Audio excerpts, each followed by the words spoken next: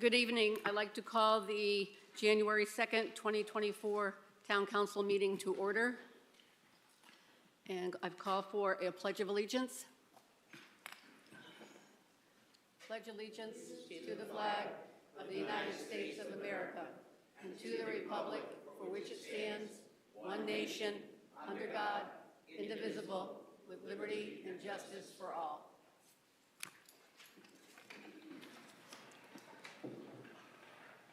Roll call, please. Councilor Buganski. Here. Councilor Lewis. Here. Councilor Balboni. Present. Councilor Carey. Here. Mayor Delnicki. Here. Deputy Mayor Siracusa. Present. Councilor King. Here. Councilor Evans. Here. Councilor Pendleton. Thank you. Just have a few comments under mayor remarks. I just hope everyone had a safe New Year's weekend, and I would like to wish everyone a happy New Year. And for those that celebrate, I would like to recognize that January 6th is Three Kings Day. And finally, all town offices will be closed on January 15th in observance of Martin Luther King's birthday. Okay, moving on, adoption of the agenda. Councilor Carey? I move to adopt the agenda of January 2nd, 2024. Do I hear a second? Second. Any discussion? Yes. Councilor Pendleton? Yes, I apologize. I'd like to move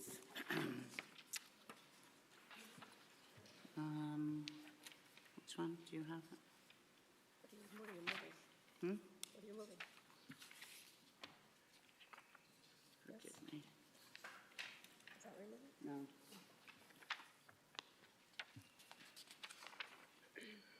Bear with me.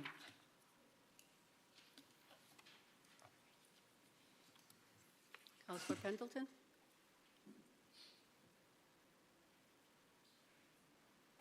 Okay, thank you. Never mind.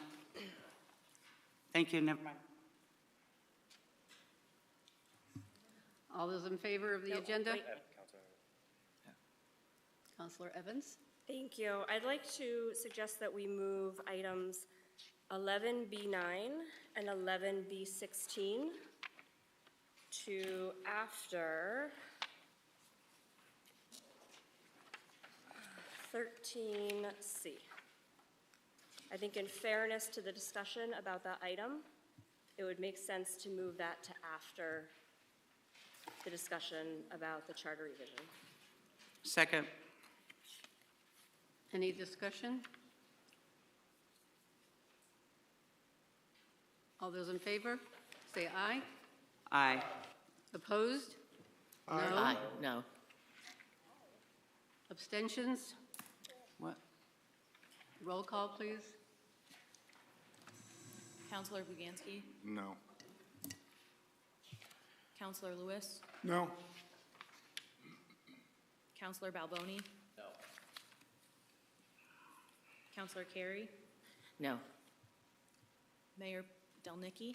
No. Deputy Mayor Siracusa. No. Councilor King. Yes. Councilor Evans. Yes. Councilor Pendleton. Yes. Count, please. I have 3 yeses and 6 noes. Motion fails. Adoption of the agenda. So we need to, again, vote on the adoption of the agenda. All those in favor? Aye. Aye. Opposed? No. Roll call, please.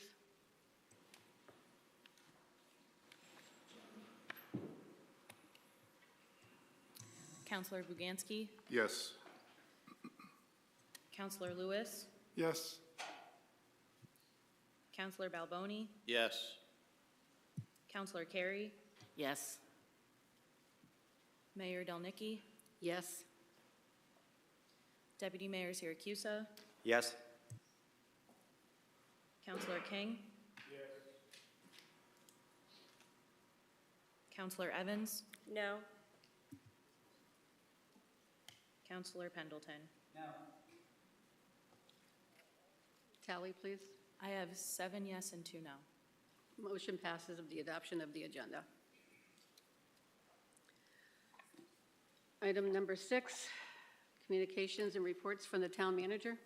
Mr. Maniscalco. Thank you, Madam Mayor. In terms of my written report, we have a bond issue that's going to be coming up. The finance director, in consultation with the town's financial advisor, have decided that we will issue $8.5 million of authorized but unissued bonds in order to maintain our cash flow. In order to do this, we'll need to go out for another rating from Standard & Poor. We are tentatively planning a call with the rating analyst for January 11th, and we'll be issuing bonds in early February. Also wanted to bring to the council's attention that our audit is complete, and the town staff have been working with the auditors over the last few months, and they've completed the audit. Preliminarily, there are no findings, and it is a clean audit. The audit committee will review and accept the audit in the coming months. Additionally, we have submitted the audit along with the fiscal year 22-23 budget to the GFOA, which is the Government Finance Officers Authority, for their annual review and our application for the annual budget award. And also, recently I participated in a call regarding the car tax cap implemented by the state of Connecticut.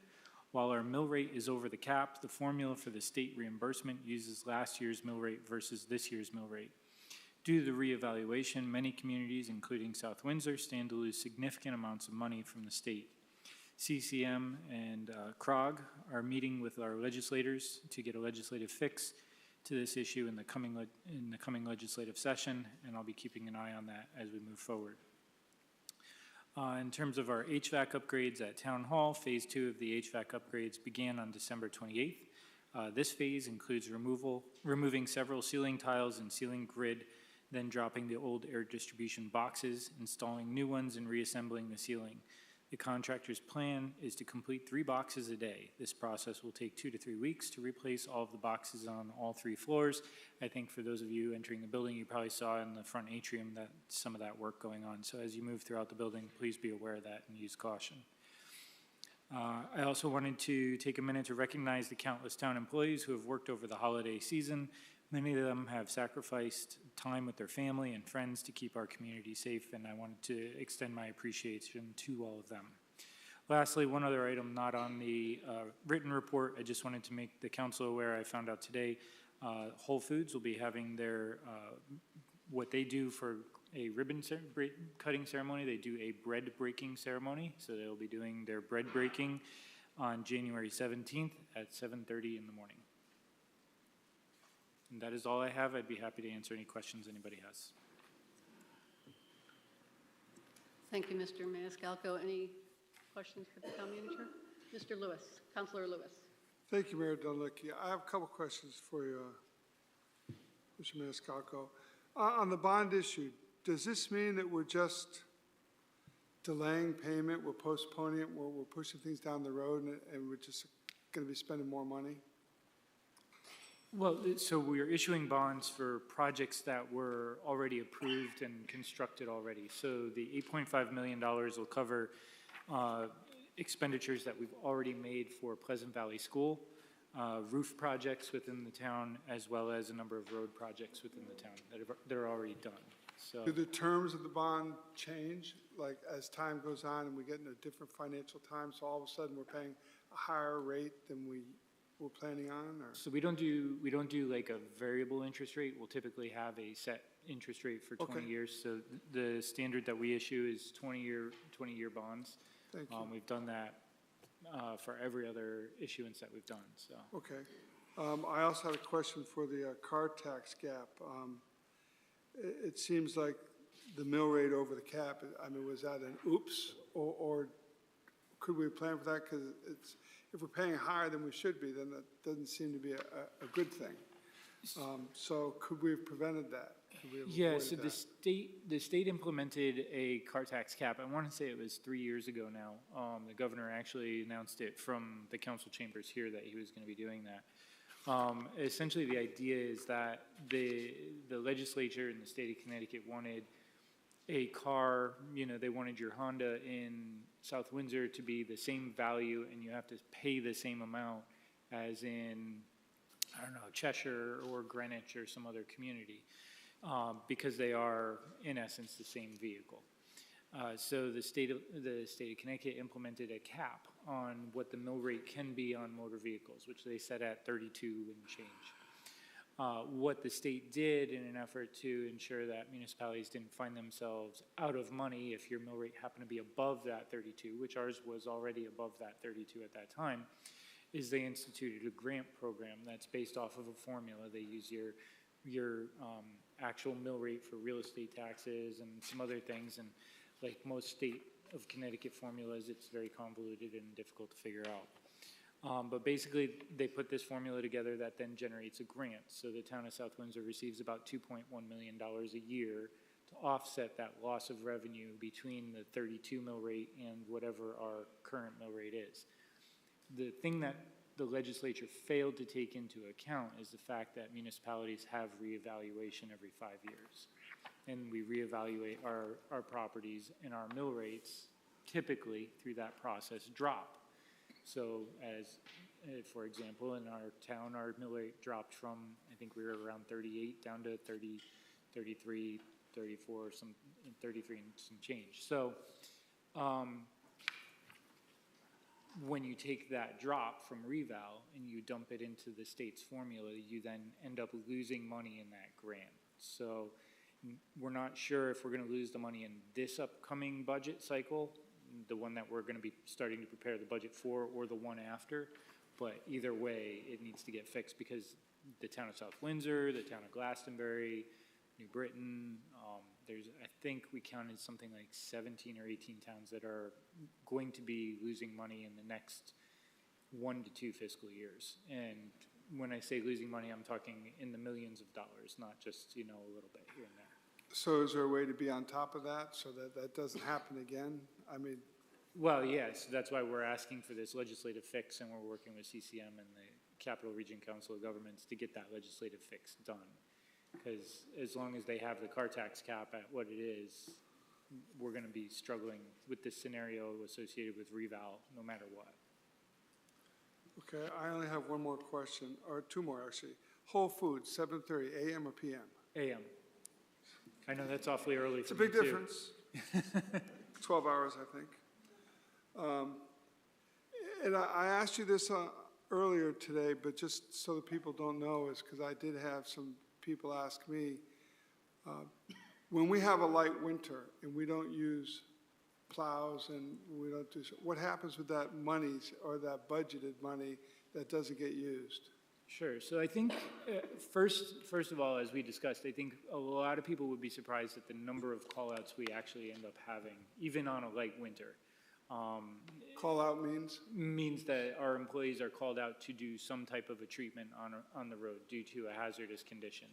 A lot of people's yards weep moisture into the road that freezes, or for whatever reason there's water on the road that freezes, causes an unsafe condition. So we do typically have a number of call-outs throughout the year, no matter what, whether it snows a lot or not.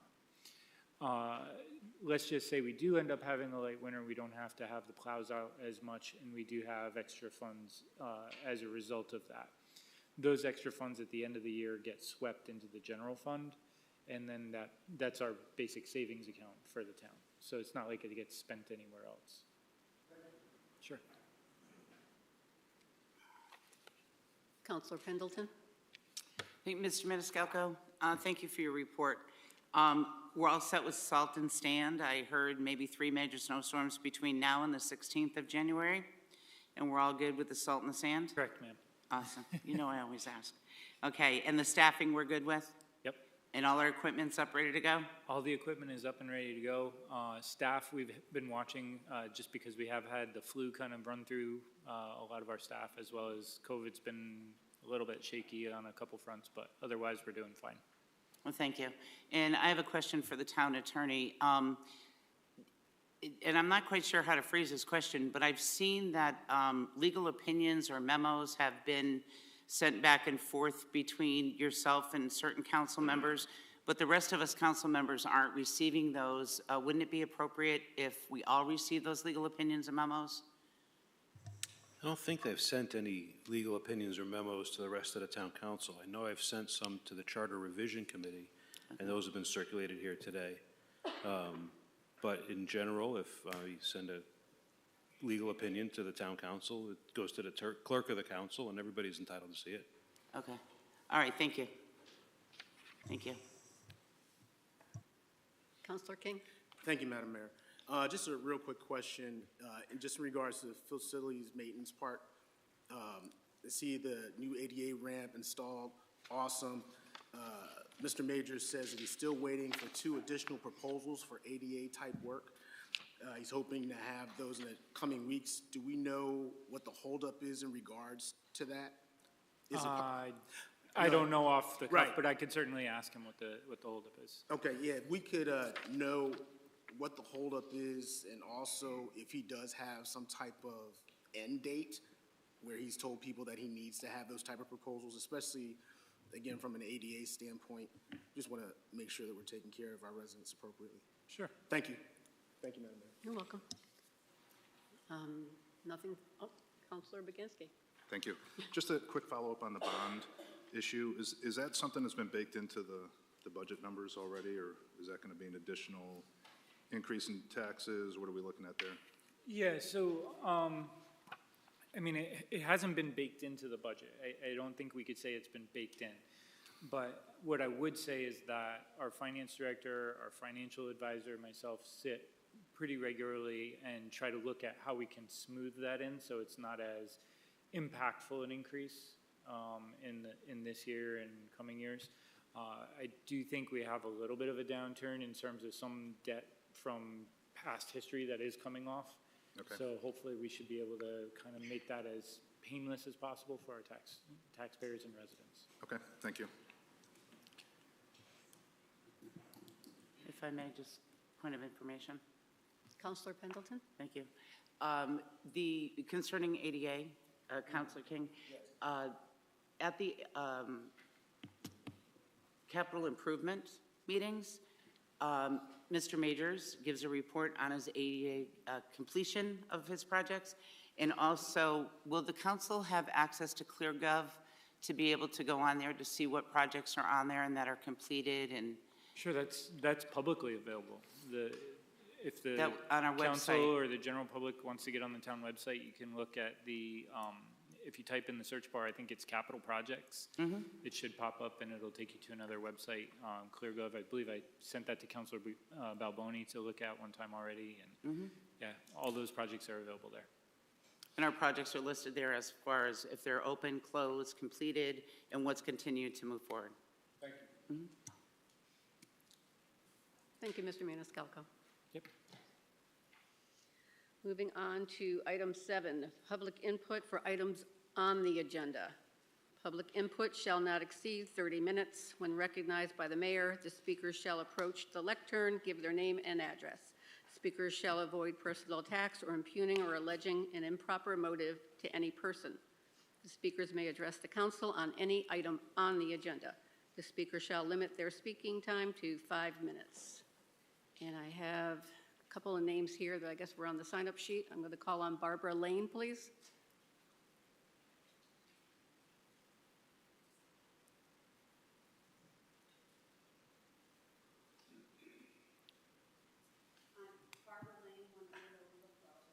There's a button on the bottom of the microphone stand. This? There you go. Okay. Close. Yeah, just pull the base and you Is that pull the- better? Yep, there you go. Okay. All right. Barbara Lane, 100 Overlook Road. I'm here representing the South Windsor pickleball players who support the proposed changes to the high school campus. First, I would like to read part of an email that was sent to us by Walter Woods, who is one of the leaders at the senior center. At first thought, several weeks ago, I could not think of anything that would sway the thoughts of the board decision-making, as we just spent a good deal of money already on the Rye Street courts, and the stress of adding more cost to the budget may not be attractive. Now, after recalling seeing the high school students shooting bow and arrows near the senior center, I went back to thoughts of why it might be of use to draw attention to the pickleball sport to the gym training activity, just as other sports such as football, basketball, volleyball, tennis, and archery. Adding pickleball courts to the high school would be a fundamental support to this growing sport. Rye Street is still a good drive away from the school. Pickleball has been an amazing sport of growth for all age groups and not just us who play at Ellsworth and the Senior Center. This is a sport that could be introduced to the high school students to learn the basics of the sport, which does not add major costs after the construction of the courts. Balls and paddles are inexpensive compared to other major sports, and pickleball has grown nationally at an incredible rate. If the idea becomes useful at other local high schools, perhaps local inter-school competitions are plausible. The South Windsor Senior Center Pickleball Program participants have had the opportunity to review the proposed plans since it became public. We strongly support the goals and plans as outlined. We believe there are tremendous benefits to having intergenerational programs, and we welcome the opportunity to participate in the partnership between the community center and the high school. Additional pickleball courts across the street from the community center will continue to help enhance the health and wellness of our town's seniors. South Windsor has been recognized for its early adoption of pickleball over 12 years ago, initially by the Senior Center. We believe this next step of formalizing an intergenerational program will continue to keep South Windsor on the cutting edge of meeting its community needs. Our players currently enjoy intergenerational play during school breaks in the summer. Having so many athletic facilities in close proximity to the Senior Center will make it easier for seniors to attend and support the youth of South Windsor.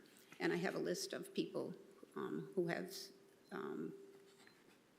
signed supporting the project. We respectfully request that this letter of support be entered into the minutes of this meeting. Thank you for the opportunity to share our comments. Thank you. Okay. Should I give the...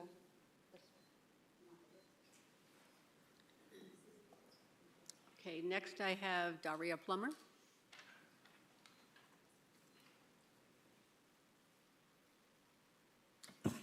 Good evening, Mayor Delnicki and members of the Town Council. I'm Daria Plummer. I live at 235 Orchard Hill Drive, and I would like to echo everything that Barbara Lane just said. I'm at the community center several times a week. There's only pickleball for an awful lot of residents in South Windsor. They love pickleball. Pickleball is played at Ellsworth and at the community center and at the outdoor courts. It is the sport. And to have it done with students on intergenerational youth, that's a plus plus and a win-win. I'm here speaking in favor not only of the new campus sports complex improvements, but for you to send this to the voters, to send the referendum to the voters. Let them decide the issue, not us. It really is an improvement for most of this community. The campus improvements have so much for so many people. I mean, the tennis courts, you know, if you've ever been on them, they're old, they're dangerous, they're in need of repair, and it's long overdue. Pickleball courts have just been attested to. It is an intergenerational game, and it's something that I believe just adds to this community. The multi-purpose turf field. We cancel an awful lot of our games because they're water soddened, and we can't have some of our games for our high schoolers on our own turf. They have to go to other communities. I find that an embarrassment to South Windsor, and again, I think that's long overdue. So that having been said, I think the ultimate to all of this is the new driveway. I have an occasion, on many occasions, to go to the high school early in the morning, and that's 7:30 in the morning, sometimes 7:15. And I wait, and I wait, and I wait some more. People are very polite, but the backup is enormous, and having an additional driveway to ease the flow into the parking lot, I think, frankly, is brilliant. People move to this community because what we have to offer, and we have an awful lot to offer. Safety, it's a good community overall. It has great schools, and you know that because I've been here before about the schools. and we have wonderful recreational opportunities, and we shouldn't stop. That being said, in good communities, houses sell. Now, there are a number of people behind me on the right side to your left who are probably not as old as I am, but we are going to sell our houses at some point, and we're going to sell our houses in South Windsor because it's a good community for people to come to, and I want it to stay that way. To me, this is an economic development win-win for this community. Leadership decisions are hard, and you're in a very difficult situation. But that's what you have been elected to do. You are now in the position of making decisions. So, that being said, I ask you simply to send this on to the voters so that they can make the decision. And I know you have that on your agenda for January 16th, but this is the opportunity to speak to it. So, thank you very much, and Happy New Year to everyone. Thank you, Mrs. Plummer. Samantha Petgrave?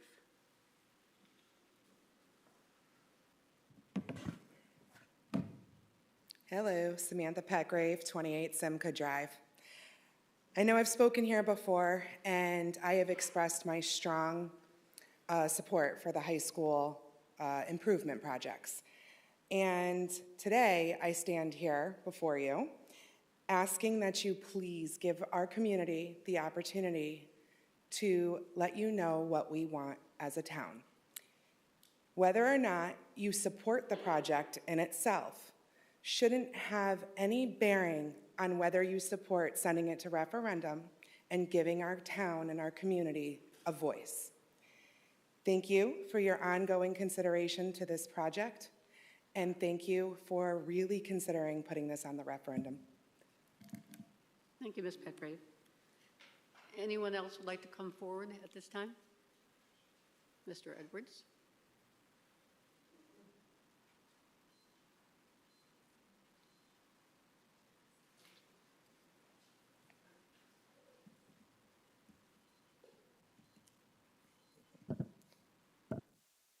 It's on. Nope, not now. There you go. Red is on. That seems backwards. Excuse me. Dan Edwards, 131 Hilton Drive. I'm actually here on behalf of Tad Bister. Make it and ask that I read some comments into the record. My name is Tad Bister, and I reside at 261 Main Street, South Windsor, Connecticut. Unfortunately, I'm unable to attend tonight's Town Council meeting and to speak in person regarding Agenda Item 13C, Resolution Removing Member from Appointed Office for Charter Revision Commission Compliance. I am an attorney in good standing, licensed to practice law in the state of Connecticut. I have had the opportunity to review the resolution adopted by the Town Council at its September 18th, 2023 Town Council meeting establishing the Charter Revision Commission, as well as the applicable state statutes. In my professional opinion, based upon the commonly accepted rules of statutory interpretation, the resolution creating the Charter Revision Commission was in violation of the Connecticut General Statutes. Connecticut General Statutes, Section 7-190A, provides that no more than 1/3 of the members appointed to the commission may hold another public office in the town. On a 7-member commission, that would limit the number of public officials to no more than 2. Of the 7 members appointed to the commission on September 18th, 2023, 4 held another public office. While I understand that the resolution being proposed this evening is designed to try to correct that error, it is my professional opinion that the error cannot be corrected so easily, as that initial resolution was in violation of the state statutes in another regard that makes the entire commission unlawful ab initio. Connecticut General Statutes, Section 7-188B, provides that the Charter Revision Commission process must first be initiated by adoption by a 2/3 vote of the entire Town Council of a resolution to adopt or amend the town's existing charter. Thereafter, pursuant to Connecticut General Statutes, Section 7-190A, within 30 days after the adoption of the initial resolution, the town council shall by resolution appoint the members to the commission. Thus, the Connecticut statutes require a two-step process in order to appoint a charter revision commission, excuse me. That process was not followed. Therefore, in my opinion, the commission was not created in conformance with state law and must be terminated, and the town council must start the process again from the beginning. Some may argue that the Connecticut General Statutes, Section 7-188D, in connection with Connecticut General Statutes, Section 7-190C, would prohibit the town council from starting the process over again prior to the current commission submitting its final report and the town council accepting or rejecting that report. I disagree. Section 7-188D provides that the town council cannot reinitiate the process until the first commission is terminated. Section 7-190C provides that the commission shall terminate upon the acceptance or rejection of its final report by the town council. However, the statutes do not state that the only way such a commission can be terminated is by the acceptance or rejection of its final report. Had the state legislature intended that to be the case, they could have, and presumably would have, so provided in the state statutes. Therefore, in my opinion, as the current Charter Revision Commission was unlawfully created, the town council is obligated to terminate the current commission and restart the entire process from the beginning. In light of the foregoing, I would encourage this council to reject the proposed resolution at item 13C of the agenda. Thank you for your time. Thank you, Mr. Edwards. Anyone else would like to come forward and speak at this time for any item on the agenda?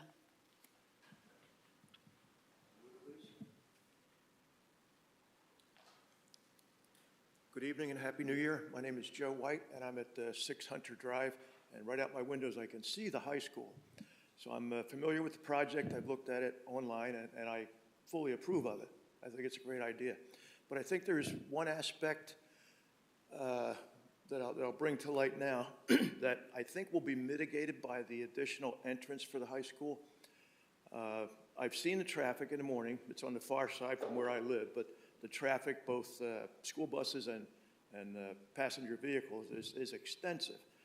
And because of that, there's a number of people who, they're probably parents or caregivers that drop their kids off on the side of high school that I'm on, which is Collins Crossing. And the kids run through the woods and go into the high school that way. That's not a bad thing on its own, but I think it needs to be addressed as a safety issue, because there are signs on that Collins Crossing that say no parking. I think the time is from 7 a.m. till 2 p.m. So these cars are not officially parked because they're sitting there idling. But in the morning, they drop the kids off, and the kids walk across Collins Crossing. In the afternoon, when school lets out, they're sitting there idling again, waiting for the students to come back. So these students are crossing that road. Sometimes cars are parked or idling on either side of Collins Crossing.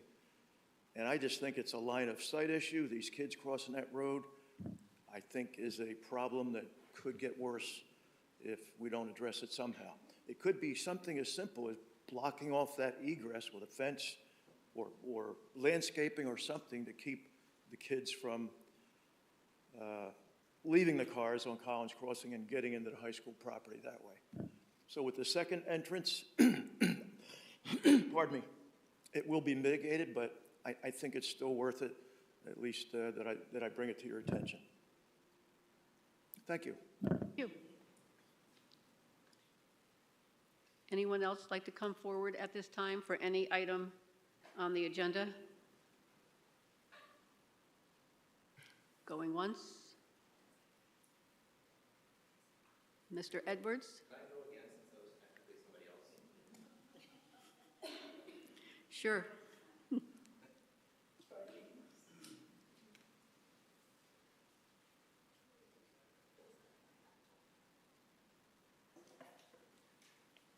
Hi, Dan Edwards this time. Actually, it was me before, but reading on behalf of myself here. Actually, two quick observations, one on the most recent speaker. And what I'm trying to understand here is, actually, I didn't realize there was a cut-through there. I think that's awesome. For the past 35 years, probably, there are cut-throughs in every area around schools to get to schools, right? I used to live off of a road off of Chapel. There was a cut-through on, a couple cut-through. There was one on Mural, there was one on Long Hill, I think at the high school. I didn't know about this one, but over at Eli Terry as well. I don't think we should do anything to discourage cut-throughs. If there's a valid cut-through, creating a berm just creates opposition. Or just creates tension. I get the safety issue. That being said, looking at the sketches that were online, again, I like conceptually, I'm not against multi-purpose field, against the lights. I think it does need to be done, but I think it's short-sighted. Looking at the roads, Ayers Road going in still appears to be the same width. And I think both folks, Ms. Plummer and the other had spoken about the traffic to get through with all the buses. I don't think an extra entrance is really gonna do anything. Because there are people, I don't think she's gonna go to the high school. She's gonna try to get to the senior center. So you're still gonna be stuck in traffic whether or not there's another entrance. So I think one thing that needs to be looked into is making sure that we're doing a total approach and not just a short-sighted that, 5 years from now, we're gonna have to widen the road, both Nevers and Ayers, to make sure that we're creating the right traffic situation. Thank you. Thank you. Anyone else like to come forward for any item on the agenda? Going once, twice. Seeing none. Moving on to item... Excuse me, point of order. We received an email that was asked to be read into the record. No, this is from a different one. We all received that when the gentleman asked for it to be read into the record. Do you have a copy of that? It's in your packet. It's the one that we can't read right now. I was going to bring that up during communications from the council. It's from the lawyer concerning the field. Yes. And it was asked to be read into the record in We're public input. going to bring that up during the discussion item of... But it's asked to be read into public input in the email that was sent to us. Right, but we can talk about that during the discussion. It can be read during the discussion item. Is that correct, Attorney? Attorney Carilla. Excuse me?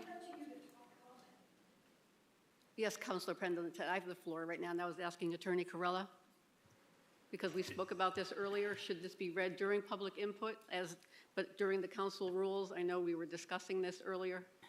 I think the letter regarding the fields Correct. Is appropriately read at this time, at input from the public on items that are on the agenda. So if you want to read that now, you could. But we could have waited until 13C as well. You could wait till 13C when the item comes up for discussion if you'd like. The only thing that I would caution the council about this input, this letter to you, which was asked to be read into the record, or any letter that you're asked as town councilors to read into the record, is that you take heed of your rules that say that the other members of the council can object to it. The process of that is a little bit weird because it requires you to tell the clerk of the council before the call of the meeting whether or not you object to it. It's hard for you to do that if you haven't received the letter before the call of the meeting.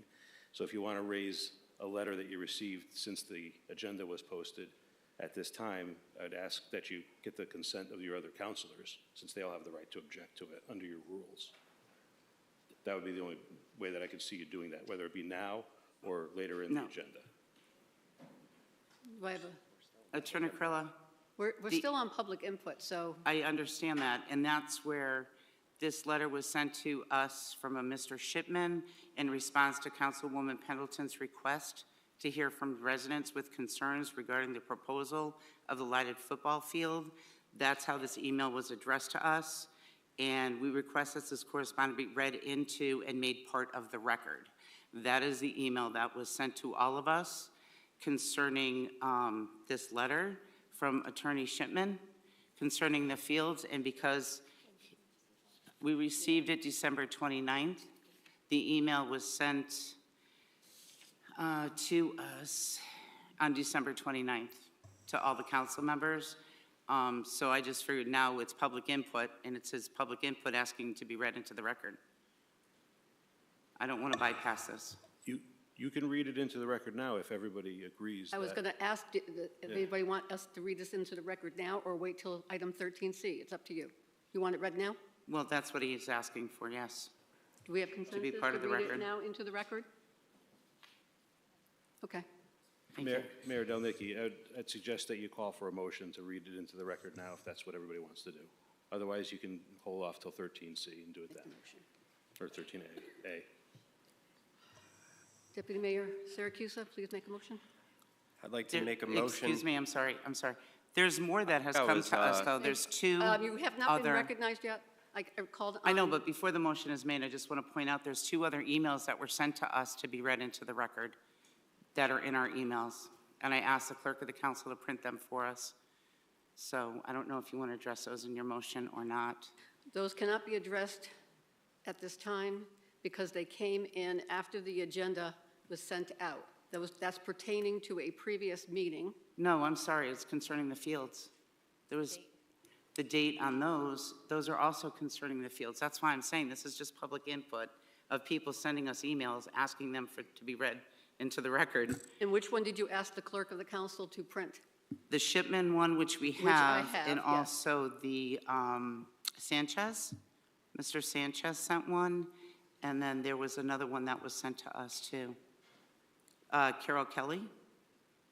And that was sent, because I asked for folks to contact us, and that's what they were doing. So they're contacting us and concerning the fields. That's all this is their emails.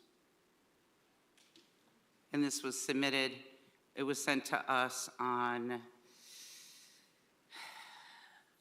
January 2nd at 11:38 a.m. That's today. Yep. So it's public input is what I'm saying, and they're asking to be read into the record. There's more than one.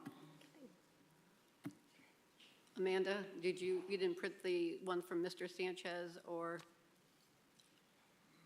Mrs. Kelly? Mr. Sanchez was last week. Mr. Sanchez's email is printed and was included in your packets. That's the one that has the received date right here. No, that's Mr. Shipman. I'm sorry, that was Mr. Shipman's letter. Yep. Have that one. Mr. Sanchez, Mr. Mark Sanchez.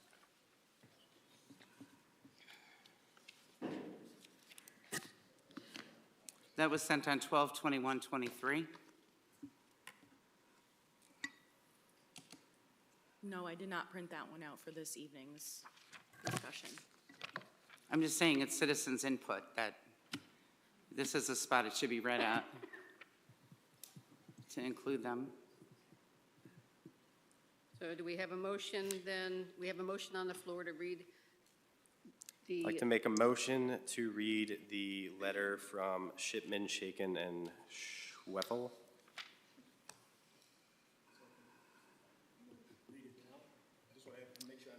Yeah, I just want to make it clear, we fully intended on bringing this up. It's in our council rules that we can't read these unless we have a consensus. I spoke to the town attorney right before the meeting. We are fully prepared to do this. We need to change the rules to change that procedure. My understanding, right, those rules were in place because of COVID, when people only had the ability to email public input or Skype or whatever the heck was going on back then. We were prepared for this. I have it right in front of me. Ask Rich if I can read this right here. So it was fully planned on reading at a different point with a full consensus. So do we have a consensus, or we have the motion on the floor? All those in favor? Just point of clarification. Yep. Just point of clarification. When are we reading? Are we reading it now? Or are we reading it for 13th? It's your motion? To me, I don't think it matters. We'll just read it now. That's the motion, to read it now. Yeah. May I? Yes, Councilor Evans. Thank you. So if you look at page 2, under, I know you were saying it's from during when it was during COVID times when people weren't able to come in person. But just here it says emails will only be read into the record if brought forth by a council member which that would be Counselor Pendleton, or if the person submitting the email has requested that the email is read into the record. So it does say in the email read into the record. So just as far as clarification, it does say it right here on page 2. You could decide how you want to move forward, but that is what it says here. A council member who brings an email forward will read the email into record. No email shall be read if the substance of such email at the discretion of the mayor or the council member violates these rules, which were listed above, and upon the advice of the town attorney would otherwise be improper. I thought there was some cutoff date. I know we're talking about older. That's where I think the last sentence. Right, these ones are older, but I know there are some newer ones that would not meet that cutoff, right? This was received after.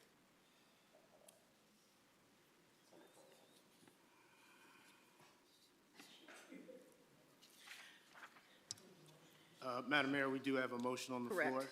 And Thank you. all those in favor? Aye. Opposed? Abstentions? Motion carries.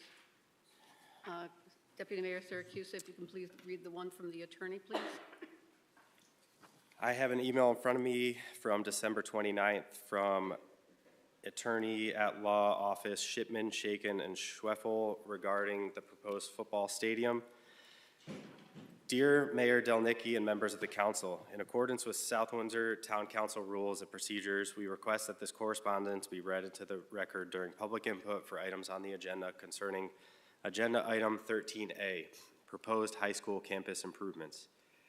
This letter is in response to the current proposal by the Board of Education to build a new lighted football stadium and additional athletic facilities on the high school campus. This is not intended to be in opposition to the proposal, but rather to ensure that the Board of Education, as the applicant, is held to the same standards as any other applicant in addressing concerns of abutters to any project. Our client's property directly abuts both existing football stadium and the new proposed football stadium.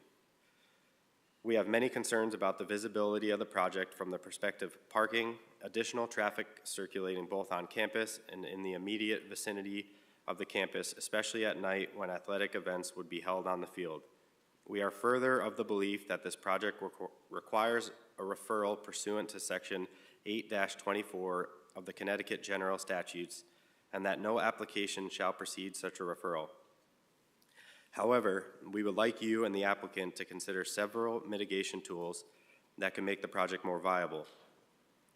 Point number 1, extending the current fence with a new 8-foot to 10-foot chain link fence, extending the entire length of the project, which abuts the neighboring property on Mountain View Road. Point number 2, planting and maintaining a dense vegetated buffer inside of the newly erected fence will serve to prevent anyone from climbing the fence into abutting property. Point number 3, ensuring that any loudspeakers used before and during the game, including loud music, which is used during the pregame warm-ups, are directed away from our property lines and are operated at a regulated volume, which is always supervised by someone in a position of authority.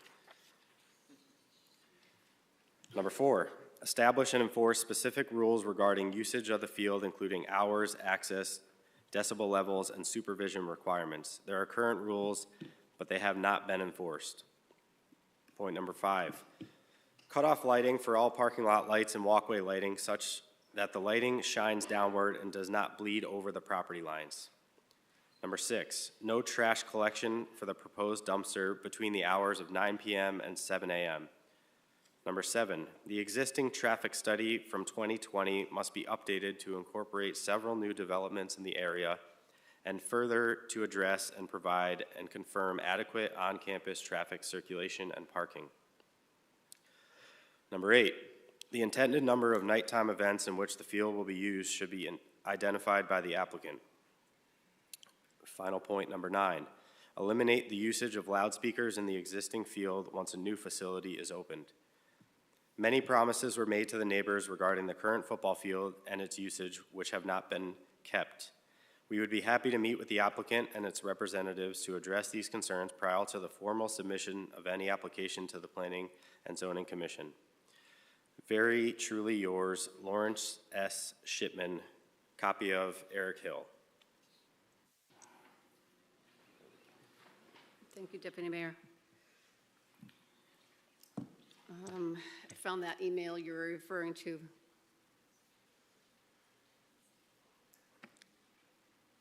Counselor, do we need to have another motion to read another email, Attorney Corella, or can we just continue on the same motion? Is there another one? Yeah, that- the okay. one that Counselor Pendleton was referring to from Mr. Sanchez. So, yeah, so the rules say, and I don't know when they were enacted, Deputy Mayor Syracuse, but the rules do say that each of you has the right to object to the reading of a letter into the record. And they give you an opportunity to object in writing ahead of time by writing your objection to the clerk of the council. I don't know, I haven't seen any other correspondence. I don't know if you all have. I don't know what the letter is that you're talking about. Yeah, this one was received on December 21st before this agenda went out. So that would qualify for coming in. Sure, and if you all have seen it ahead of time and all have had opportunity to object to it, if you want to, you Okay. can do so. Otherwise, you should make a motion, somebody should make a motion to say, well, we're waiving our objections and we're gonna go ahead and read it. Whether you read it now, right, or read it under the agenda item, doesn't matter, right? It's that each of you has the right to object under your rules, and you should make some sort of notation that you've waived that right. Okay, so we're going to waive the rules to read it now. And Counselor Pendleton, would you like to take Mr. Sanchez? Certainly. And this is response at the, well, first a motion needs to be made. Attorney Corella? Does a motion need to be made that we object, that we waive our rights to objection of these emails? I think you should have something out there that shows on the record that each of you has decided to waive your objection. That's right. What I don't understand is this is in response for my question at the last meeting. I asked our residents to contact the council with any of their concerns that they may have about the field, and these are the emails that we've received at my request. So I just wanted to read. As long as all of you have had the opportunity to see those, right? And you've all decided that you want to have those read into the record, then you can go ahead and do that. I would say a global motion, somebody should just say, we're going to waive our objections, we're going to go ahead and read them tonight. Okay, if that's what you all want to do, then you should put that on the record. Madam Mayor. Yes. I move that we waive globally. We just read all of these letters right now. Keep it moving. Just read them. Need a second? I need a second. Second. Thank you so much. And so, can I clarify, we're saying that Counselor. we're gonna globally agree to anything we got in email, we're gonna read into the record Concerning the fields in my Meeting request. tonight. for this meeting tonight. Unless someone has to. Objects. That is correct. That was the motion. It was properly seconded. I call for the question. Counselor King? I call for the vote, please, that we waive this particular letter and And anything one again other, that I is believe. on Okay. the agenda. All those in favor? Aye. Opposed? Hearing none, motion carries. Go ahead, Counselor Pendleton. Thank It's you. from Mr. Rick Sanchez. To whom it may concern, nature grass fields possess intrinsic qualities that make them difficult to replicate or replace with artificial turf. Despite the promises associated with synthetic surfaces, firstly, the natural texture and composition of grass contribute to a softer and more forgiving playing surface, reducing the risk of injuries compared to the often firmer and less shock-absorbing nature of artificial turf. Grass fields also provide better temperature regulation, staying cooler in hot weather, and offer a more comfortable playing experience. Additionally, natural grass contributes to environmental sustainability, absorbing carbon dioxide, promoting biodiversity, and reducing water runoff. While artificial turf is marketed for its durability and all-weather playability, it lacks the authenticity and sensory experience of playing on real grass. Professional sports teams often favor natural grass for major competitions as it offers a more genuine and traditional playing surface. Moreover, the upkeep and the maintenance of natural grass, though demanding, contribute to the aesthetic appeal and environmental balance of a location. The shift towards artificial turf in some cases may be driven by factors such as cost effectiveness and year-round usability, but the trade-off in terms of player comfort, injury prevention, and environmental impact underscore why natural grass remains the preferred choice, particularly in professional sports where the pursuit of optimal playing conditions and authenticity is paramount. Community inclusivity is vital. Discussing basketball, the second most popular U.S. sport, as an afterthought in nearly $10 million project while allocating substantial funding to pickleball is disrespectful. Put in 4 basketball courts too, and maybe the town will become better there as well. Contributions should consider diverse interests to ensure a fair and representative community sports complex that caters to everyone. Our family doesn't play tennis, football, or pickleball, but I'm to pay. Fair consideration is crucial when seeking financial support. Does the incorporation of pickleball, pre-fad, and tennis elements serve as a tactic to enhance the chances of passing this proposal? Turf Field failed in 2021, and in its current form, hoping to run it back. The town manager's stance on the proposed tax increase appears flawed, causing my disdain for him intensely. A house valued at $500,000 is not assessed at $350,000. A more acute valuation would be around $450,000, according to the town GIS. For what he's paid, he needs to try harder. Let's refrain from branding this as a community initiative when the discussions primarily revolve around coaches and child benefits. While it's commendable, it's crucial to accurately portray the nature of this initiative for what it generally represents. If the town were to approve this, which hopefully won't happen considering the recent tax increase, there should be multiple work tracks progressing simultaneously instead of one at a time.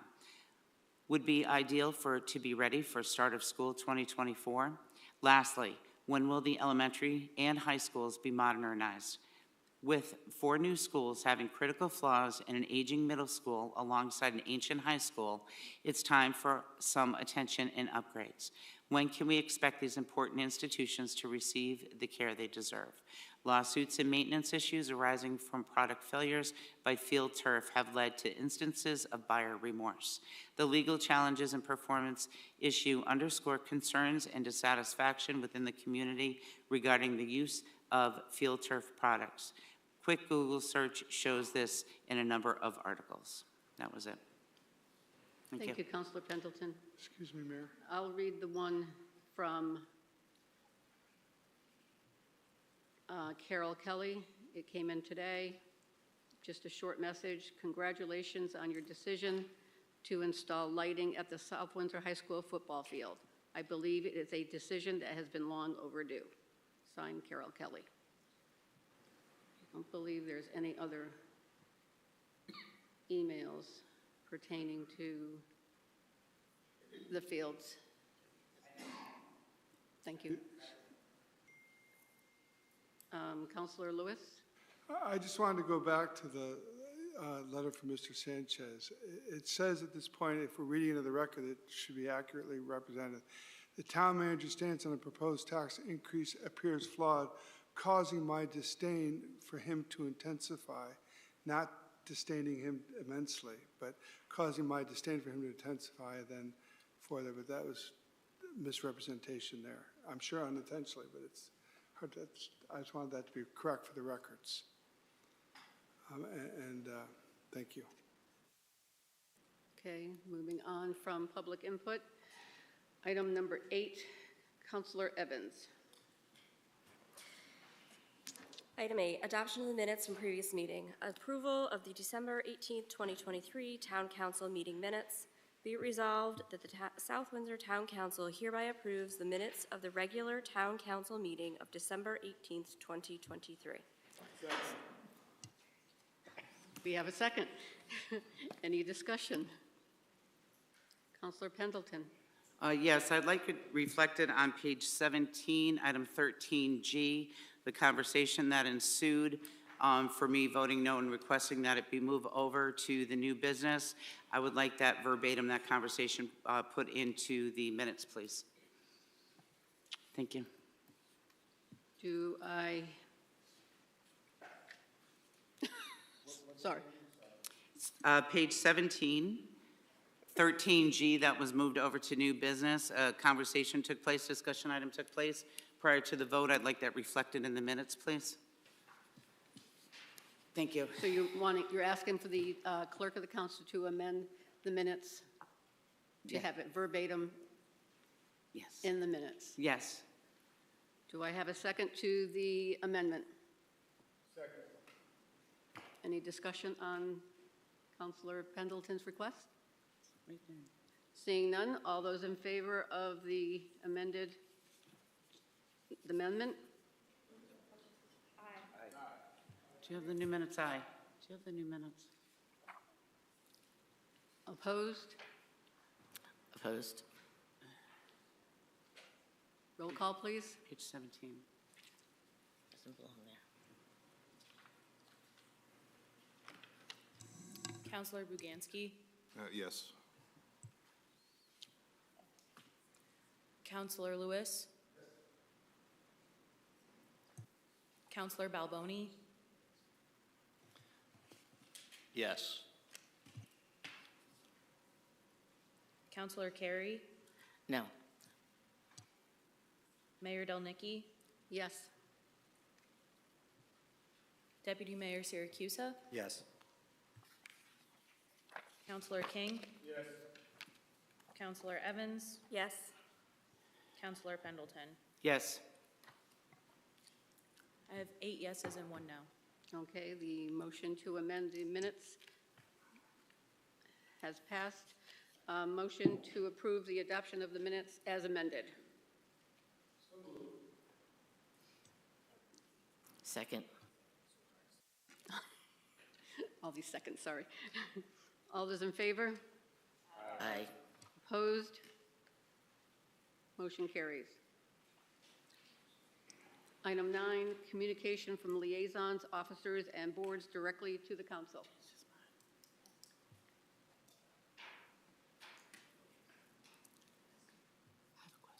Councilor Pendleton? I have a point of order question only.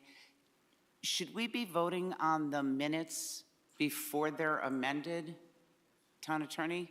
Or should we wait until they're amended and then review them at the next meeting to approve them? You can vote on them tonight as Okay. amended. Okay, thank you. I just wanted to make sure. Thank you. I'm sorry, thank you. Item 9, any communications from? Seeing none. Reports, number 10, reports from committees. Seeing none. Consent agenda, item 11. Councilor Balboni.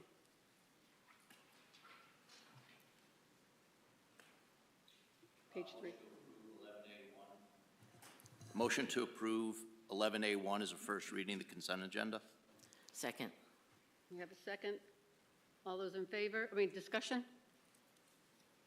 Seeing none, all those in favor? Aye. Aye. Opposed? Seeing none, motion carries. Councilor King. Thank you, Madam Mayor. I move to approve 11A2 as a first reading on the consent agenda. Do I hear a second? Second. Any discussion? Seeing none, all those in favor? Aye. Opposed? Seeing none, motion carries.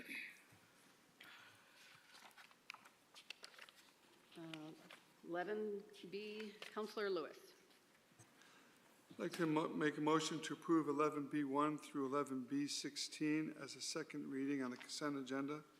Do I hear a second? Second? I have a second. Any discussion? Councilor Evans. Thank you. I have no issues with anyone being appointed. I just feel like it would be more appropriate I will be voting no, because I do feel like it would have been more appropriate for us to remove 11B9, which refers to one of the members of the Charter Review Commission, which leads to why it's on our agenda, as well as item B16, which is the same person, which relates to the Charter Review Commission. So again, no issues with anyone being appointed, but I do think it would have been more appropriate to remove this person, so I cannot vote for them. Any other discussion? Remove is the wrong word. Yes. Can I clarify that? Yeah. When I say remove, I didn't mean remove him from the commission. I meant remove it as a separate item of the agenda for I got it, clarification. but- Okay. Put it under new business, you meant. New, yes. Thank you.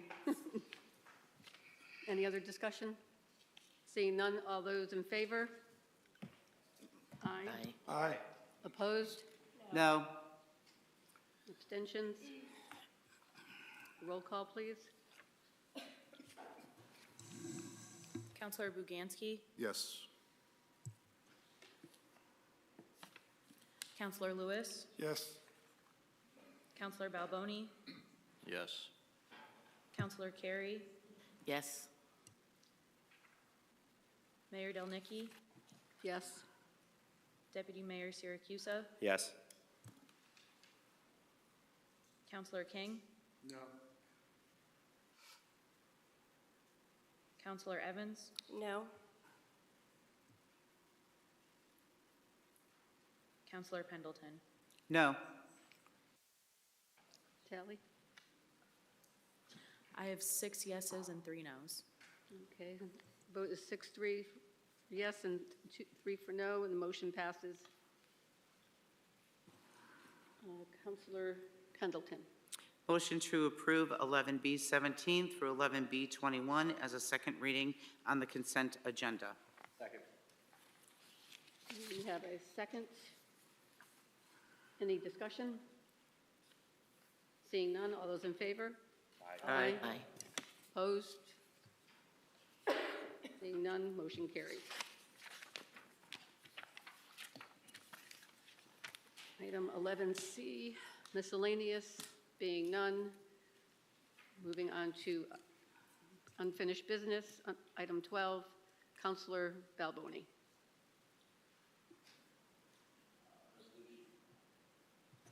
Resolution appointing Despina Buganski as an alternate on the Planning and Zoning Commission. Be it resolved that the South Windsor Town Council hereby appoints Despina Buganski as an alternate on the Planning and Zoning Commission to replace the expired term of Atif Quarishi for a term end date of December 1st, 2027.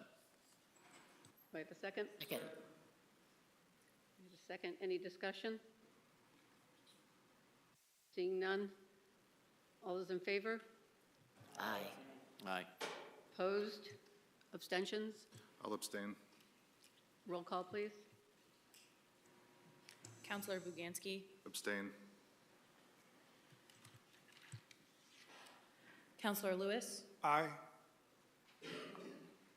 Counselor Balboni, Aye. Counselor Carey, Aye. Mayor Del Nicky, Yes. Deputy Mayor Siracusa, Yes. Counselor King, Yes. Counselor Evans, Yes. Counselor Pendleton. Yes. 8 yeses, 1 abstention. Okay, motion carries. 12B, Counselor Lewis. Resolution appointing Jackie Balboni as a member of the Parks and Recreation Commission. Be it resolved that the South Windsor Town Council hereby appoints Jackie Balboni as a member of the Parks and Recreation Commission to replace the unexpired term of Toby Lewis for a term date of December 31st, 2025. We have a second? Second. Any discussion?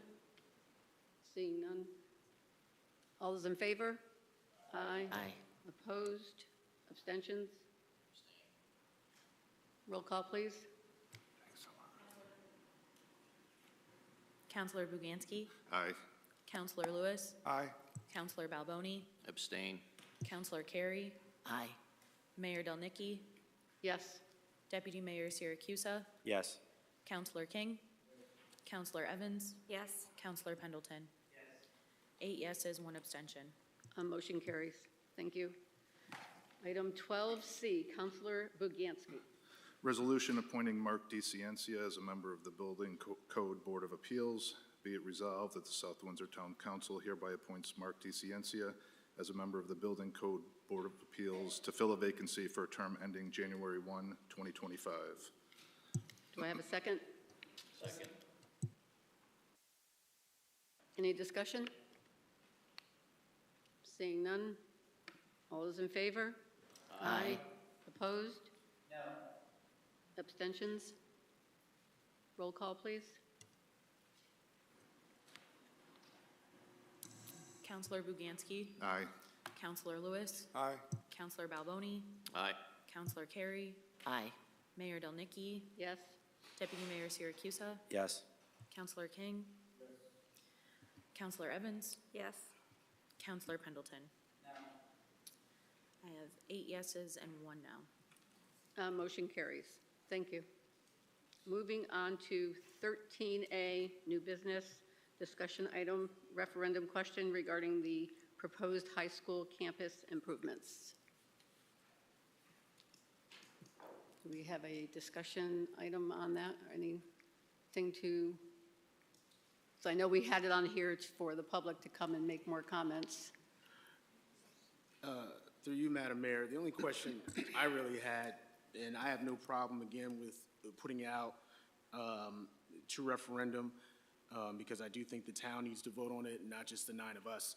However, my question is in regards to, and I brought this up at our last meeting, once we have a referendum, and then the money is allocated, if it passes, then the money is allocated for that referendum, are we locked in to what we voted for the referendum? i.e., there are no basketball courts on that expansion. Someone could argue, well, the town voted and there weren't any courts on that expansion. The town voted they didn't want basketball courts on there. And so again, someone could argue that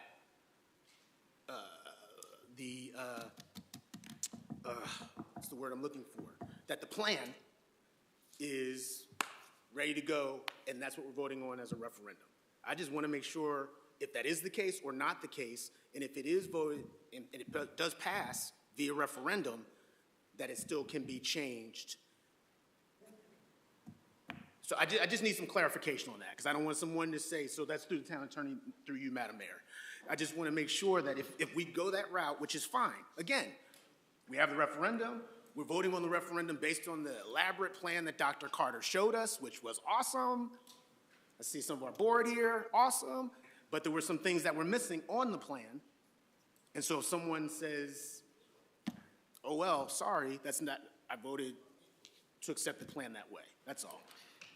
So we were just talking, trying to figure it out. Yeah. So when are you asking if it could be changed? Because there's two different scenarios. If you wanted, let's use your example of a basketball court. Yep. If you wanted to change it and add a basketball court prior to the project actually being completed, that could be problematic if the project does not identify a basketball court. But after the project is completed and we have funding for some other project, let's say the town comes out and says they do want to put a basketball court in that location, in theory, it could be added after the fact, after the project is completed and something else is done. Because essentially what happens is when the project goes out to a referendum, the bond attorney will draft that resolution. So not the town attorney, but the bond attorney. And the bond attorney will specifically outline in that resolution all of the uses and items that are going to be purchased and what that looks like and how that's going to be. Right. And that will be specifically identified at, most likely, we'll take the plan that the superintendent brought forward to all of you at their last meeting and give that to the bond attorney, and that's what that's going to be. In which case, you are going to be hemmed into the 4 squares of that piece of paper. So if I could follow up, Madam Mayor? Sure. So, okay, so as long as a change to the plan is made before the vote for referendum, then that's fine. But once the referendum is done, and again, I'm just making sure that I understand completely, that if we have the money, cool. If we don't have the money, sorry. Okay, so when you said vote for referendum, do you mean the vote of the council to send it to a referendum, or the vote of the Well, once we send it, public. right, but once we send it to referendum, it's going to referendum. Correct, but see, you have to understand when it goes to. Oh. There's a resolution that's put, a bond resolution that's put together when it goes to referendum. Mm-hmm. So when all of you vote and say we're gonna send it to referendum, that bond resolution is put together by the bond attorney that outlines specifically what that project is going to be. I see. So is that what you see what I mean? So it would be us. So we would have to say, again, I'm just making sure Well, that. you would have to have a plan that you're voting on. Okay, you got know, it. Okay. Because you're voting, in, you're voting on saying, I want to send this project to referendum. Right. And by saying this project, what does this project exactly entail? I mean, Okay. at this date and time, I would suggest that if you were to say that, it's the project that was presented by the superintendent. Does that make sense? Okay, yes, it does. Thank you Okay. for that clarification. Again, this is just a discussion, we're not voting on it tonight. Okay. You all set, Counselor King? Yes, I'm sorry, Madam Mayor. That's okay. Just want to make sure. Thank you. Deputy Mayor? Thank you, Madam Mayor. Did you ever get the references from Field Turf? I know I asked them to send that over to you and Dr. Carter. I don't Do you mind believe I checking with received her and see if they sent that over? Thank can. you.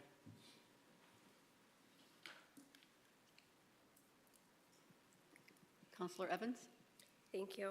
As far as Counselor King's questions about the changes, if we were to decide to require those changes before sending this to referendum, does that cause a delay in this moving forward? Because I know we need to have it on our agenda for the next meeting, correct? How would that process look like if that was considered moving forward? I don't know. I mean, you would have to have some type of, you'd have to have the plan in some type of way that is open-ended enough to be able to add some additional item that you were looking to have. But We when would we have to send, have, you'd have to Sorry. create some flexibility in the proposed plan to allow for those changes once passed. Is that what you're saying? Yeah, you would probably want to have the resolution drafted by the bond attorney with that flexibility then. And I think we would all have to be on that same Okay. understanding. I mean, you'll see that resolution at your next meeting is the, in theory. Second question, we've seen different projects come forward related to sports fields and lighting. There is a large group in town that wants this to move forward, many groups, not just one, that wants to see this to go forward. I'm curious, because we have seen it fail in the past, if there might be opportunity for having some kind of exit poll or question at the referendum to assess why people potentially might vote no. Because is it because of basketballs? Is it because of X?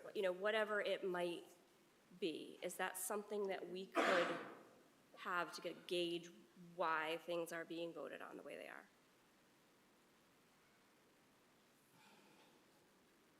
They're conferring.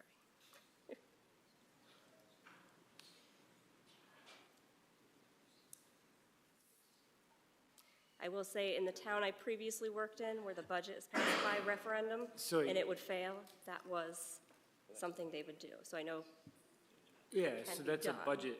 that's a budget referendum. We were just discussing, so you could have a second question on the ballot, right? But outside, we were kind of debating, like, what would it say? well, see, what I'm Because talking if about you're- is more, as people leave, it's more of an informal gathering of information. And maybe that wasn't done by the town, maybe it was done by an independent group.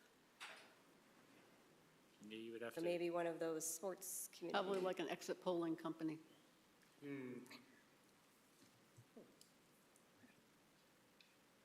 Counselor Lewis? Thank you, Madam Mayor. I appreciated Mr. Sanchez's letter, and I thought it was well-written and well-read, Councilor Pendleton. Thank you. The concern I have in the request we had, or you had last meeting, was to hear from people, plural, and we've heard from scores of people that are for the fields, or the project, or the referendum, and we've only heard for 1, 2, or 3, maybe, that think it's not the best idea in the world, but still don't necessarily say they're not for it. Mr. Sanchez was a little bit more succinct than that, so it's hard to base things based on the lack of input from folks. So naturally, it makes sense to leave it, in my opinion, to the hands of the voters. The concern I think we've had as a group is that there's not enough time to disseminate the information about it to the public. I mean, Dr. Carter's been doing a great job at talking to groups, but there's still a small sect of the population of the town. They're all very much in favor of it, but it's not a fair representation of our whole community. So it would be nice to get a little bit more of a sampling of what our whole community is. By the way, I'm for it, I'm in favor of it, but I don't represent me, I represent us and the town of South Windsor. So I have some concerns about that. I understand Mr. King's question, which is, we're spending $758 million, or $7.5 or $8 million. Why can't we throw in a couple basketball fields at that point? It's got to be chump change kind of stuff at that point. And so can we have an if and or a clause written in there that if the project folds out like this, well, then we can put a basketball court in there, and are we locked in for that? So I understand the question. I appreciate the question. I'm sure we don't have to decide that tonight, but it might be good to communicate with Dr. Carter and just say what could, verbiage-wise, what could be put in there to allow for that to happen as a possibility. I'm sure it's possible. Those are the comments and discussion that I have at this time. Thank you. Councilor Baganski? Thank you. Just want to go back to the bonds. Is it standard practice to bond out a project of $7.5 million for 20 years? It seems like we'd pay an awful lot of interest for something that's a relatively small budget item for a town of 27,000 people. So the way the financing and bonding of a project, of all projects in the town work is it's a little different than I think a lot of people think of it, because the council's going to vote and send that out to the public to vote on, and basically what happens is it's now authorized financing, but it's unissued. It becomes authorized unissued. You'll hear us use that term pretty regularly. We have quite a bit of authorized unissued debt sitting out there for a number of projects, whether they're schools, roads, buildings, all kinds of stuff. What happens is those projects are then undertaken and worked on, and the town basically pays the bills for all of those using our general fund or our savings account. And it's almost like we use our general fund as our own bank, and we basically pay for all those things. And then as the projects are completed, we know what the exact dollar amount of that completed project is. We then issue the debt to that exact amount. So that way we're not over-issuing, because if we over-issue, we can incur a penalty, first of all. And secondly, it allows us the opportunity to know exactly what that project comes out to be. So when we go out to bond, though, we're bonding for multiple projects typically. And we put together, a tranche of that comes to a dollar amount that makes sense for us to issue associated with our cash flow to make sure that we can pay for those projects and keep all that going. So that's why we typically focus on that 20-year term.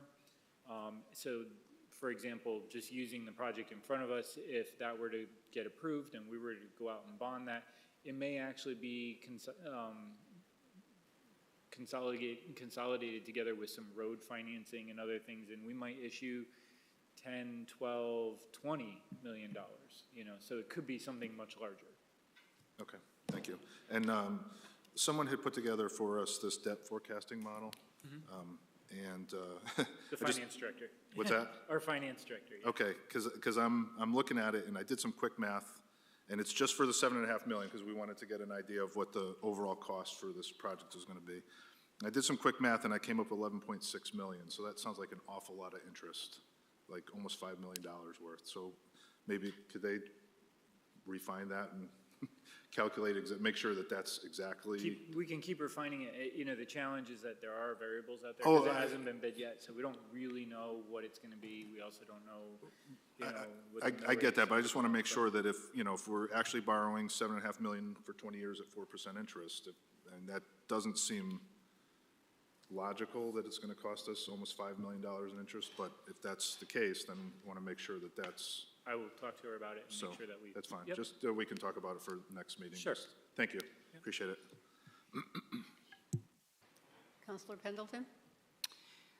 Thank you. A couple of questions. I know I had a lot of questions with Dr. Carter's presentation. I asked about it back then at our last meeting about an 824. Do we have an 824 on this yet? No, they haven't gone in front of planning and zoning yet, but they're going to need to. When is it that they are going before planning and zoning? Somebody said the 16th. But And I so know we it was also going have to to end vote with on wetlands. January, we also have to vote on January 16th to send it to referendum? Before we even get an 824? Yeah, that does, I mean, What? It's not a Okay, chicken besides the fact that this is a very short timeline, okay, it was presented at our last meeting and we're expected to vote on it 2 meetings from then, when we're still trying to gather some information, wait on the town paperwork or the 824. And also there's in the tax impact and some questions that have been asked, in the tax impact that the chart that was made out was sent out to a third party for verification? correct. And that's an accurate chart that you first created? There's no changes to that? The chart that we sent out to our financial advisor, he reviewed that, and he said that made sense to him in terms of the tax impact. So that's an accurate chart? Correct. Okay. And then we have plenty of questions that were asked of you that you responded back to? Or no? By the council? I'm sorry, which questions, though? Well, I didn't get to see the questions, that's what I'm saying. I don't know if there was questions asked of the council of you. Every question that I've received from any council member, I've sent to the entire council back, so. Okay. Yeah. And the other thing that I'm just trying to wrap my head around and understand, that I just want to present in logical terms, is that the Board of Education approached this with their strategic, or their master plan, with the superintendent to design something, as she stated in the last meeting. She did do that, and she brought it back to the Board of Ed. The Board of Ed approved that project. So it's their project at this point in time. It's the Board of Ed's project, approved project. Dr. Carter is presenting it, but the Board of Ed owns it. So if we were asking for a basketball grounds to be put in, it would be a conversation for us to have with the Board of Ed requesting that happen, so then they can direct Dr. Carter to do so. I don't believe that, and I don't know if the Board of Ed had basketball conversation at that time. I'm not sure if that was brought up or discussed. So I don't know how to handle the basketball situation, but I do know what was presented to us has a number without the basketball. So if we, maybe get a consensus, we'd have to then give it back to the Board of Education, and they would have to have a meeting to refine their plan and ask Dr. Carter to put basketballs in there, which then would slow down the project and we wouldn't be able to vote on it on the 16th. That's my understanding. If I'm wrong on that, either the chair or someone from the Board of Ed here that's this evening could address that on the process. Councilor Pendleton, would you like the chair to come up and answer your questions? Because I see she's here. Or Board Ed Zimmerman? Yes. Chairwoman Maneely, if you'd like to come up.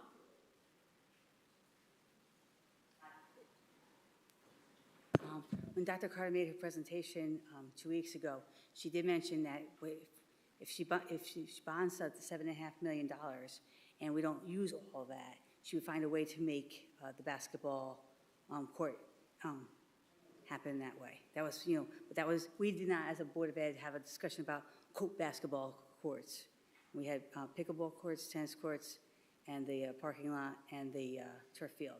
No specific conversation other than when Dr. Carter made her presentation and you asked that question of her. she said that it would be, you know, an afterthought, you know. So going forward is the approved plan without a basketball court at this time. Correct. And for us to change it would have to go back with our request to the Board of Ed, and they'd have to go back. And there's And then no it would miss the time. timeline. There's no time for us to go back and actually say, is there going to be a basketball court, yes or no, in the official plan? If I might. Go ahead. If I may. Just, I'm sorry, ma'am. No, yeah, because I'm trying to think of something replying to you, excuse me, but if the basketball courts are not in the plan, and if the referendum goes through and gets approved, how are you going to go back and She didn't say she would use the referendum money. She said she would find, you know, other monies to make to fix a basketball court in a specific area. She hadn't even planned that out, because you can only use the referendum money for what was stated in the referendum, and those are the three things. Okay. Oh, excuse me, which is the parking, the fields, and the pickleball and tennis courts. So that referendum money needs to be used just for that, just like when we did the referendum for the firehouse, had to be used just for firehouse. So referendum money is very, very specific. But Kate Carter did say that when she, somewhere in her budget, you know, maybe have some extra dollars, and she could see if she could make that work for basketball court. But we did not, as a board, discuss basketball courts. And we're not going back and changing what the referendum says. We are hoping that you vote to send it to the people on the 16th. That's what we're hoping for. If I could take it back just for a second. Just for a second. Mr. Maniscalco, the money for the referendum, once the referendum is passed, the money gets bonded when it's needed, when it's used. So if, case in point, the project comes in under budget, not all that was approved by the referendum would be bonded. So even though there's approved money left over, we would not be able to use it for basketball courts because it's only used for what the specific bond attorney has written it for. Correct. So if the bond attorney makes it very specific, which almost every time I've seen a bond resolution, it very well is specific. If it is very specific associated with the project that was proposed, that is all you're going to be able to use it for. Now, we could ask him to put some type of a caveat in there that any excess funds could be used for additional whatever, but that's, you know, up for the council to actually approve or not when it gets to all of you. Just so you know, That's a that's thought. not, just so you know, that's not the intention of the Board of Education or Kate's project, Dr. Carter's project. Her proposal was for those three, what she feels necessary. I mean, they cut out a lot of things. They cut out, you know, the concession stands because maybe one of the groups, the sports groups could, you know, provide, you know, do fundraising and provide for a concession stand, or, you know, a different part of the locker room or something like that. All that will come afterwards. What all the Board of Education is asking for right now is for the town council to send to the public the referendum question as proposed by Dr. Carter. So, if I may, please. Please, I'm sorry, go ahead. I'm sorry. Yeah, hold on. It is a discussion, so yes. Yeah, hold on, because Counselor Really want Carey to make a hasn't point had. on this, because I don't want it to get lost. I'm really, I don't want it to get lost. The concession stands were not part of the plan. Correct. The basketball courts are already there. Oh, Counselor King. I Yeah, right, because, no, I know, it won't, because I'll come back to you, because Counselor Carey hasn't had her first chance yet. Okay, Counselor Carey? So I just want to make sure that we understand this. The project that Dr. Carter and the Board of Ed approved, you're requesting $7.5 million for that project because you believe that's what that project is going to cost approximately. If it's done right now, if it's started in November. Okay, so you don't have like a $500 or $1 million buffer in there. Well, because I'm getting confused when we start talking about excess funds, right? Excuse me, there was a buffer of $500,000 in there, like, Okay. You know, give or take. Okay, so there's about a $500,000 buffer. Right, but if it's Okay. not done right now, we know it'll go up over $1 million if it's not done this year. We've heard from architects also to tell us that. Right, but so there is a buffer of There is a about buffer. $500,000 in your current proposal. Right, we're kind of asking more than we actually, you know, figure we'll need just in case, but, and if we don't use that money, we just don't bond that money out, correct? Mr. King? Yeah, and I apologize. Yep. To the chair, I apologize, Councilwoman. Let me just be clear. I have no problem with the lighting and the fields. I'm with that. However, I've lived here long enough to know, and maybe people forget about what everything was like before the pandemic. Before the pandemic, you could not run on that track at a certain time during the day because it was owned by the school. The pandemic came, and I apologize because it sounds like, but you're Italian, I'm black, you know how we do. I'm being passionate right now. I'm not being angry because I know that that can even get misconstrued. The pandemic came, people had nowhere to go, somebody said something, and then all of a sudden the track was open. And then everybody could run on it, and it was fine. When we build these things, what tends to happen in most towns, and rightfully so, we spend a lot of money, and then we say, hey, unless you got a South Windsor High School football jersey on, you're not on this field at this time. My point is that I don't play football. I played soccer. My son likes to play basketball. And there are others that do the same. They're not superstar athletes like a lot of our residents are that came and spoke so eloquently. I just want to make sure that when we vote for this, and again, I really need to be clear that we take the consideration, and maybe it was a mistake. It was a mistake. It happens. That we make sure that we put that in there because the argument can be made, no, we voted on this, and not only cannot we use it as a town member, because we want to keep it nice for, as you so eloquently stated, for the, and Ms. Plummer did as well, for when teams come to play on things. We want to make sure that we look South Windsor best. But for the common resident, where do we go now? Because now everything is superstar. And I know even when I did play basketball in high school, you couldn't play on that gym floor because you had people out there for the game. So that's what that basketball court is for out there, is for the regular commoner to be able to use it. It's not that I'm trying to add something, and just to go back in regard to the concession stand piece and the other pieces that Dr. Carter spoke of, those aren't there now. But this is. The pickleball is not there now. But this is. And our residents use it. Again, I'm not saying I don't want it at all, but I really just want to be clear that if there is a way to put a, say, buffer or whatever, but I'm really having difficulty when we may have somebody that wants to come and there's nowhere for them to go, unless you guys plan on opening the school. Because otherwise, there isn't, and I belabored the point. My time is done. Thank you, Madam Mayor. Deputy Mayor? Yeah, so I've been sitting here patiently waiting to talk about exactly what's been discussed. I sit in construction meetings quite often for a living. I don't see why they can't put, it's a $500,000 contingency. We're talking about a few basketball courts. I've seen plenty of construction companies out just of goodwill do that very thing, put some basketball courts into a project. Why can't they include that in that contingency line item, relocation of the basketball courts? That's not a change of your plan or anything like that. It's just part of that. There's already a buffer. There's already contingencies. Why can't they just add a couple other words in there for relocating the basketball courts? I'm not saying we can't.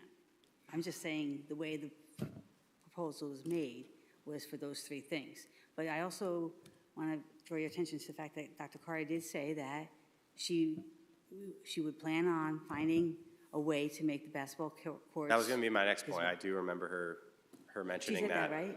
That being said, just again, from doing this often, I see basketball courts get thrown into projects. So I know that it's very easy for them to get on their computer and add an extra page, and this is where it would go. They have plenty of time before they meet with planning and zoning. It's not a $200 million building they have to design. It's a couple basketball courts on a field somewhere, on a big plot of land that we have. So I can bring that back, no, go ahead. Sorry.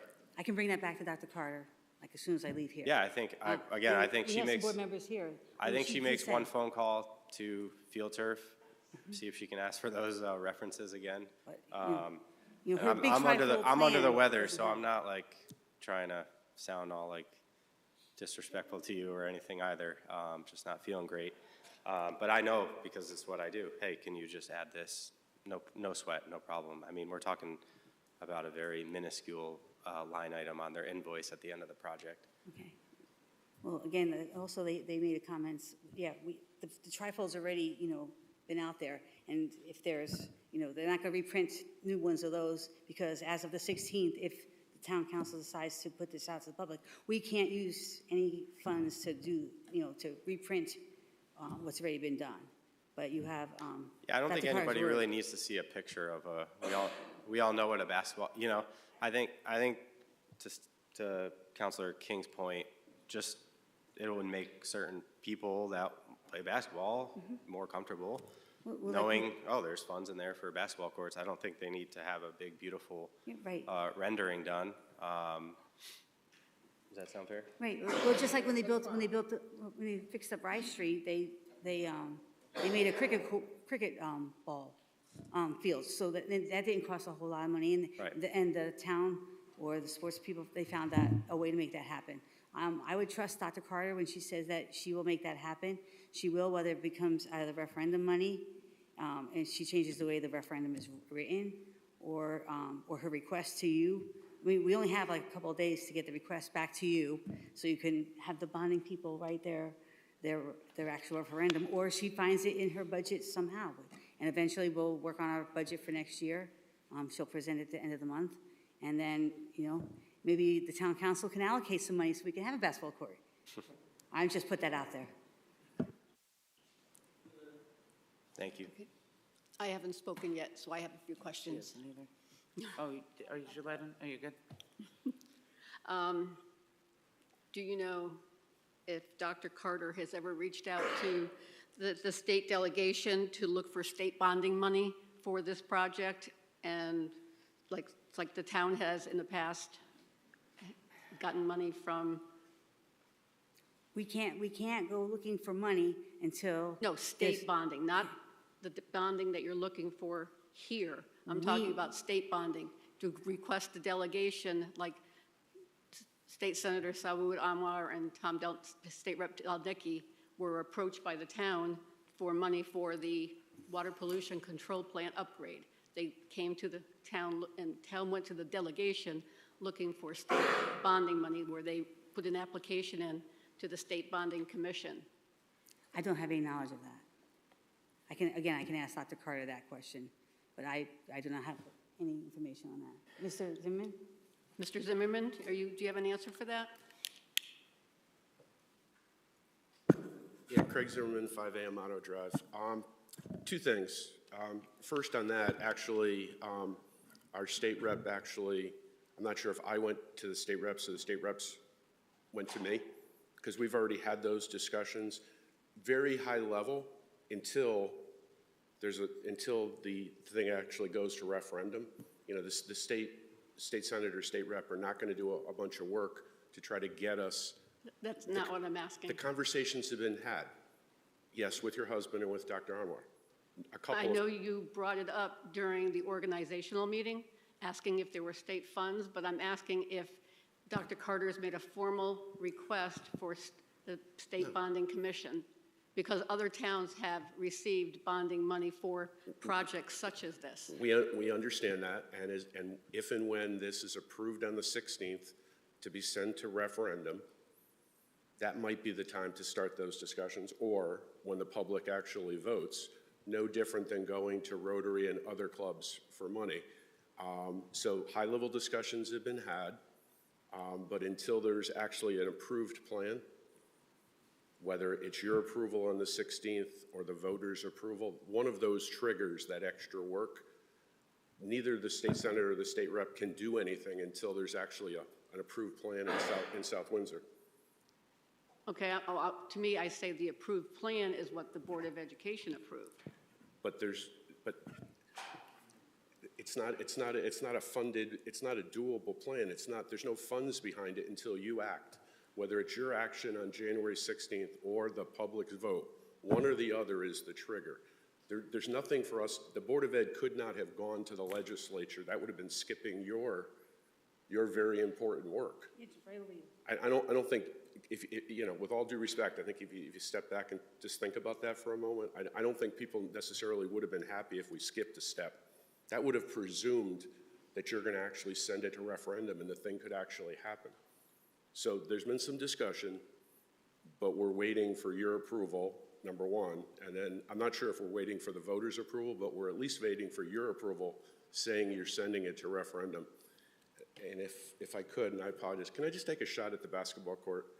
I just want to make sure I understand what the issue is.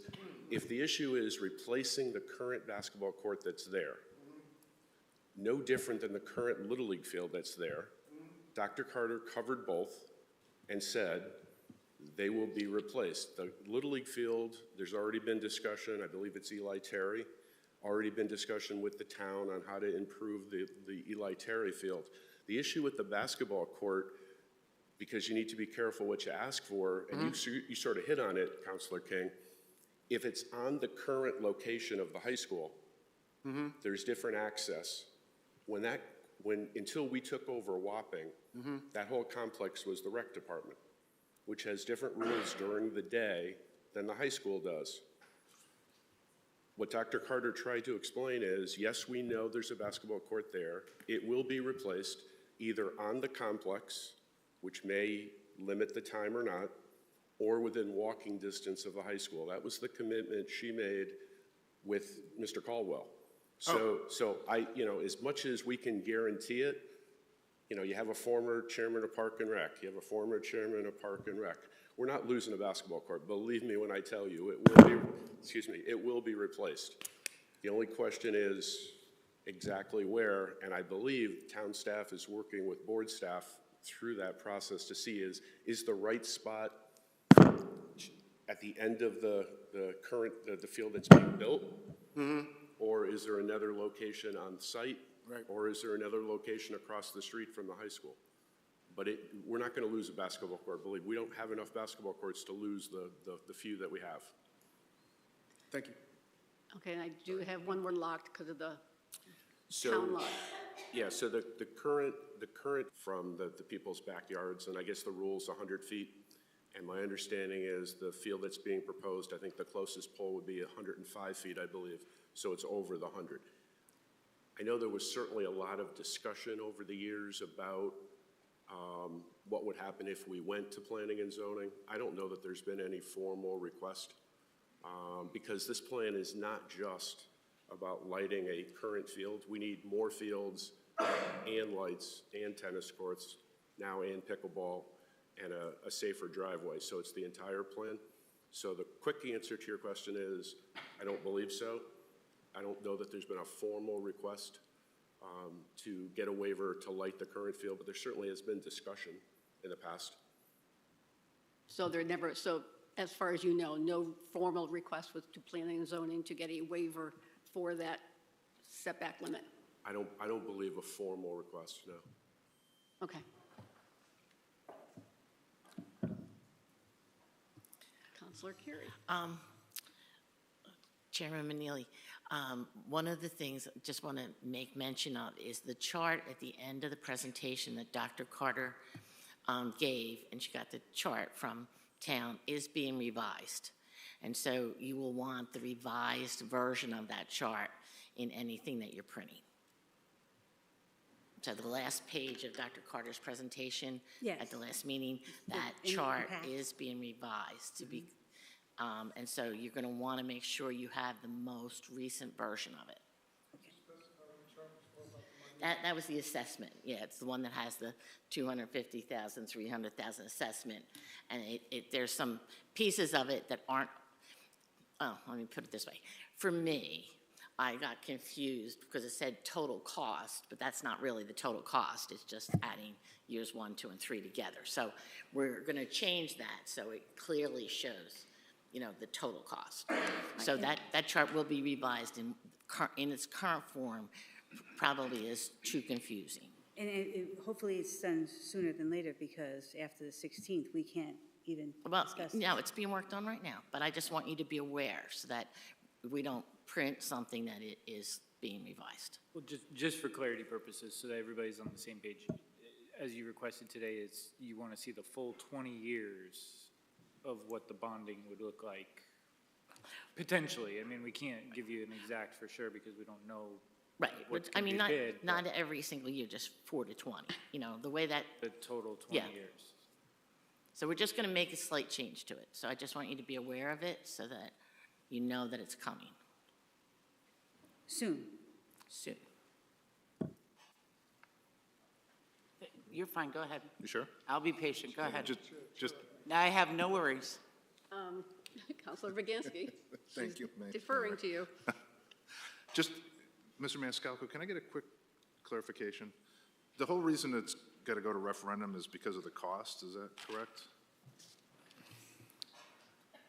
Typically, a project of this size will go to referendum in order to finance it. That's the Right. reason why you're going to a referendum, is to finance it. So theoretically, if there were, or state money already collected or private donations, it could theoretically avoid referendum and Correct, the go council directly could to just say, P&Z? yeah, we agree with that, and you would go to planning and zoning, get an 824 and approval. Okay, Yeah. thank you.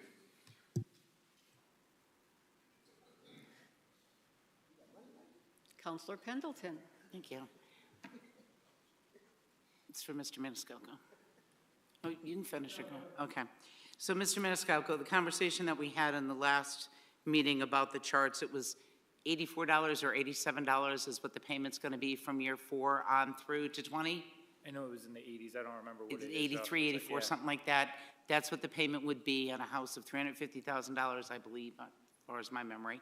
And it would go from year 4 all the way through year 20. Because the first 3 years equal. Yeah, so And then that it's year 80 some 4. odd $80 a month or whatever it would be, that's what the payment would be every year moving forward. Now, the one thing that you need to be aware of when we bond and issue bonds, and this is kind of where the variables come in, your bonds are paid more on a bell-shaped curve than they are actually on just a straight up and then staying there. So towards the end, typically, they'll tail off and you pay your principal payments and it ends. Now, to make it even more complicated and to be more exact, those bonds are then layered in with other bond issues that we currently have, and whether those actually cause taxes to increase or decrease as those other layers are put in there is yet to be seen. So you're not actually seeing, through this chart, you're not actually seeing the full impact of what your debt in the town actually is doing to your taxes. You're only seeing a very small sliver of what that picture is, because it gets very complicated and very difficult to provide an example of what that would look like to the public or to anybody in the community. So, because I think people are interested in what is that tax impact for my specific home, and that's hard to do with what those layers look like and everything else. But that number does get added to the debt that's incorporated into the budget planning process, our debt services that we have to look at with our budget. That number gets put into that, increases that. Correct. It would, so that, the first 3 years it increases incrementally, and then in the fourth year it's at the max. And then that number is in that debt service number that we pay every year and that's budgeted for until the next 20 years. The next 20 years. And then at some point in that process, though, that number will tail down. and Because won't debt be does as come much. off as Correct. being paid, our past bonds are paid. Are any coming off in the future years, in the first 3 years? Do we know? Off the top of my head, I don't know whether we have some coming off then. I know we have some coming off in the next year. Next year? Out of debt services? Correct. Okay. Could you get back to us with an answer on that, please? On what that would be? and send us a chart on what the actual numbers. And you're sure that bonding would be at 4% at this point in time? Or is that your rough estimate? That's our rough estimate at this time. I mean, we haven't gone out to the market yet. We Right. don't know what it's gonna be in February. I mean, it was last year, I think it was, we were planning to go out to the market in February, and just prior to that, you know, we were looking at 1% interest rates, and then by the time we got to the market, it had jumped up to, I think, like 2.5. So you just don't know what's But you gonna happen. throughout the year keep an eye on things like that and see if it drops, then you bring it back to us, you refinance, and you try to save the town some interest. We can, yeah. Yes, that's what you do. Okay. Next thing is, I'd like to say are we required to have public hearings prior to sending this off to referendum? We haven't had any of those. And it would have been beneficial for us to have a public hearing prior to us taking a vote to send this off to referendum, and also the 824. Because this process is happening so quickly, it would be nice if we had a public hearing on the 16th, and normally we don't vote on the same night as a public hearing. That's been the past council practice, so it would be nice if we could have a public hearing. Town attorney? Yes, anything? You can have a public hearing on the 16th. Okay. And then if we could put this off until we get the 824 from planning and zoning, so maybe they can do their agenda where this is like on the front of their meeting, and then we can get the 824 that evening? I And we think can if you move put forward it with off- that? Not knowing the exact schedule, but I'm gonna say I might be speaking out of turn, but I think if you push it off that far, you're probably gonna miss your deadlines for getting a March referendum then. No, I meant if they have a meeting on the 16th and they approve an 824 on the 16th. Well, I understand that, but you have other, They could bring it to us prior to us moving this to referendum. Same night. In the same night. yeah, you don't need an 824 to do the referendum. If you want to do it that way, you can, as the council, it's your prerogative. You don't have to have it, though, in order to approve the referendum. In the past, if we didn't have an 824 in a project, and we moved the project forward, we were quite ridiculed for not having the 824. So, You need the 824 done before you actually build it. before we build it, not before we go to referendum? Before you go to referendum.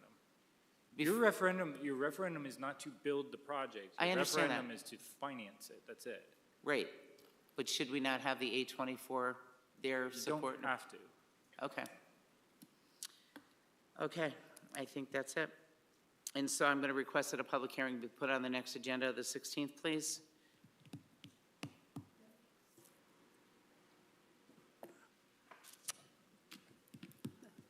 I'm fine with that. If we're supposed to have that. Thank you. Thank you. Thank you, Chair Manili. Counselor Evans. Thank you. Just barring any changes, 'cause it sounds like we've got everything in order, no 824s, no needing to changing the plan, nothing like that. But if we were or not able to approve this at our meeting on the 16th, what is the absolute latest date that we could approve this by special meeting for it to be held on the referendum date in March?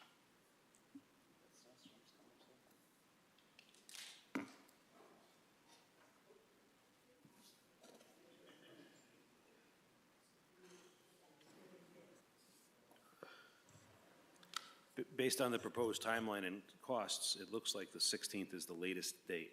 I don't think you have any wiggle room on that in order to get it onto the referendum for March 5th. Okay, thank you.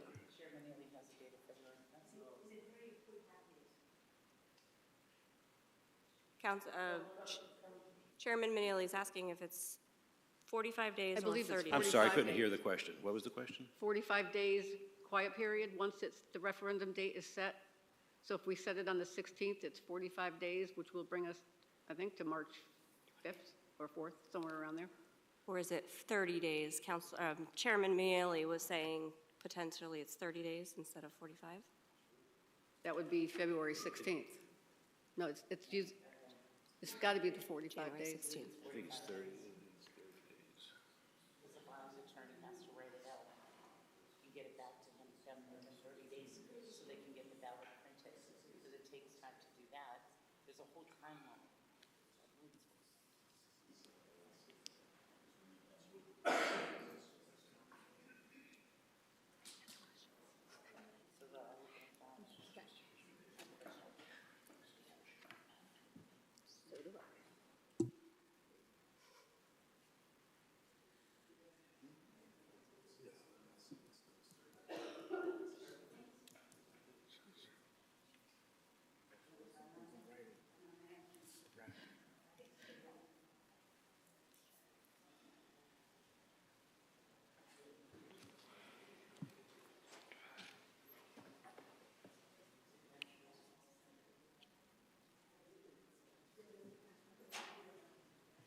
Are we on break? Are we on break? Well, let's keep going. Then we're on break. It's a good time to do a break.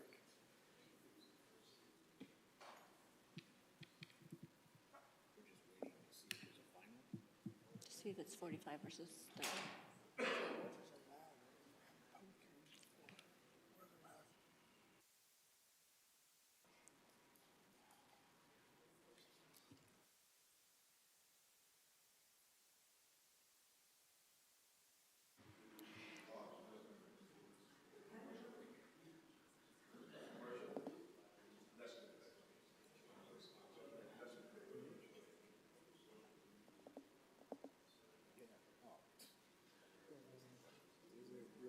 There's an assumption, and again,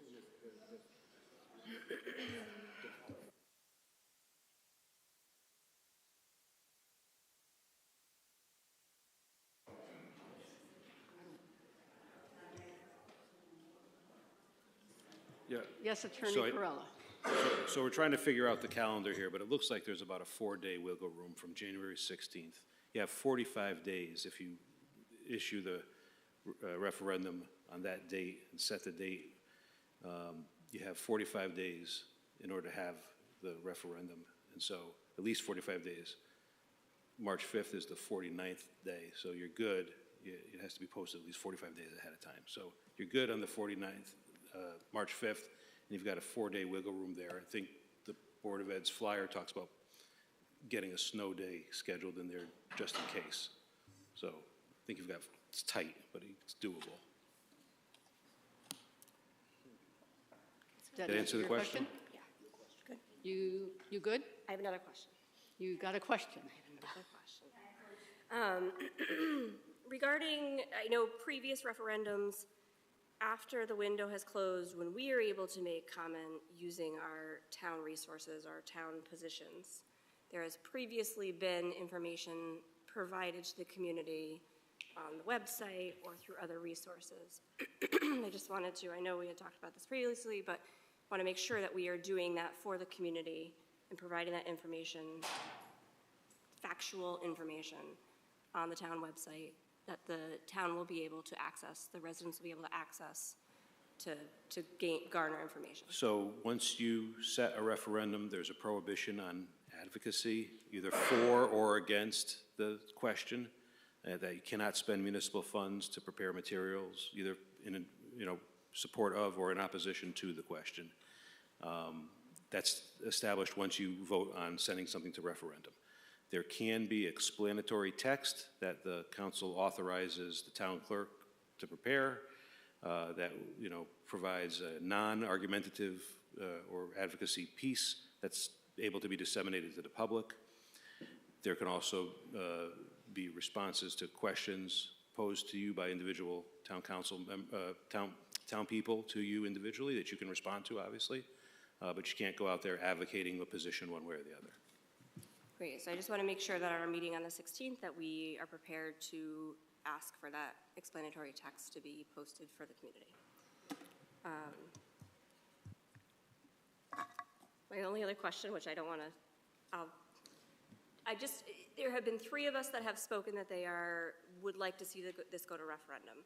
I think it would be fair for us in consideration for what's going to happen in the next meeting.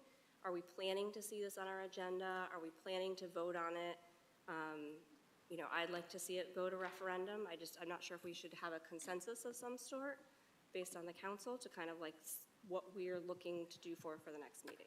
That was the plan, to put it on the agenda for the It is 16th. planned to be on the agenda? Yes. Okay, okay. Thank you. Excuse me, can I ask another question? Is Councilwoman, the Chairwoman public hearing? Manili? How Go are you? ahead. I'm so, Lisa Manili, Board Chair, 326 Quarry Brook Drive, South Windsor, Connecticut. Lisa Manili, South Windsor Board Chair, 326 Quarry Brook Drive, South Windsor. I had a question, now I'm confused. Are you asking for the public hearing on the 16th and then a vote the next time? Or all on the same day? A public hearing on the same day as setting the referendum? And we don't usually do that. I think we're discussing that. That's part of the discussion. Yeah, we don't use, it's always been a public hearing at one meeting and the referendum, well, the question. So you're going to ask the people to come out for the public hearing, and then the week later ask them to come out for or 4 days later to come out for the vote? Is that what I'm understanding? It's a two-meeting, it's usually a two-meeting process. You have the public hearing, and then at the next meeting following would have been the question that's going to be sending it to a referendum. So you're not going to set the referendum on the 16th? You're having your public Well, hearing? now that that's a discussion we're having because We can't answer that question. Counselor Pendleton Sorry. put it, Yeah, we can have it on. Yeah. we can, but we don't do that. We've never, well, not never, I can't say the word never. That's,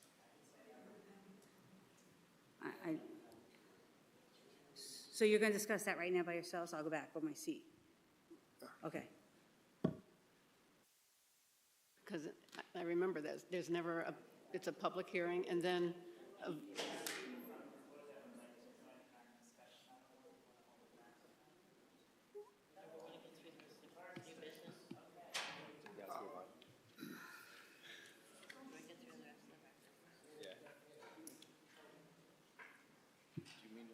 like to move on to the next item, closed discussion, but. I've had my light on for a while. I'm trying to participate in the discussion. Thank you, Madam Mayor. To Councilor Evans' question is, and what our attorney has said, is if we had a public hearing on the 16th, then we'd have to have a special meeting no later than the 19th, the following Friday, to vote on it, right? So if we want to do that, that's the constraints we'd have. We'd have to meet on the 16th, have a special meeting on the 19th, which I'm sure we don't do that, it's not time there, but we could do it if we wanted to make that provision. So that would be the parameters for that, is public hearing on the 16th, and then Friday the 19th, have a special meeting and vote on it. So we could do that if we wanted to. What I don't really understand is if we're voting to or not, but the question is to put this to referendum to the citizens, we can decide to send it to referendum and still have a public hearing. Because the public hearing is going to be informative. So what does it matter? We spend hours talking stuff. I'm a volunteer guy, I work full-time. We don't need to be burn up all this time spinning in circles like a gerbil on a wheel when we can just simplify it. And the whole idea of it is to involve our community into the decision process. And if a public hearing would help that, then that's not a bad thing to do. Well, if that's the And process- if we got to meet 3 days later for that, guess what? That's what we signed on to do. Then we do that, we have a special meeting, and we vote. Or we decide that night. I know it's not customary, but we could. Right? Am I wrong? Or maybe I'm just naive. I have a question. Can we set the public hearing right now to January 16th? We will have a public hearing on the proposed high school campus improvements. Can we set that right now? Yes. You can set the public hearing for the next meeting. You can set it for any date. You could set it for the next council meeting, and you can have it the same evening if you want. There's nothing that stops you from doing that. And right now, if we're going to say we're going to have a motion to do a public hearing, then we can, at the same time, right now, set a special meeting date to Because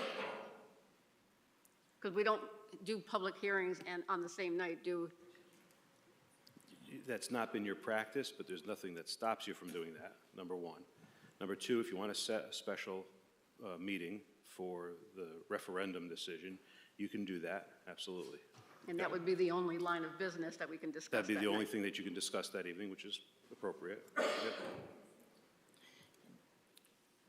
Counselor Carey. So I think I'm getting a little confused here. Planning and zoning will have a public hearing on this topic because they have to. It's their regs, okay? And, you know, they may even have more than one, who knows? But they'll definitely have one.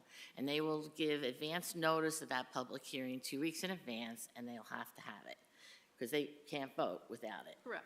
So if they're going to do that, why do we need also to have a public hearing? I mean, we have had people come for, you know, the last meeting, people came. This meeting, people came. I think we had some people the meeting before that. I don't think we should be redundant with planning and zoning. I don't think that's what we're doing. Council needs to have a public hearing on the question. But do we? I don't know that we do. We don't. So, Counselor Pendleton? kind of a solution. Yes, ma'am. Next Monday evening, we could have a special meeting for the public hearing, and then on the 16th, we could take the vote to move this forward on referendum. Or, as was suggested, as the other game plan was, to have a regular meeting on the 16th, have a public hearing that evening, and then have a special meeting on the 19th to move this to vote. Madam Mayor, to answer Council Carey's question, I'm reading through the charter. There's actually a line item in the charter specifically regarding referendum on bond issues, and it says no public hearing shall be required on any such matter.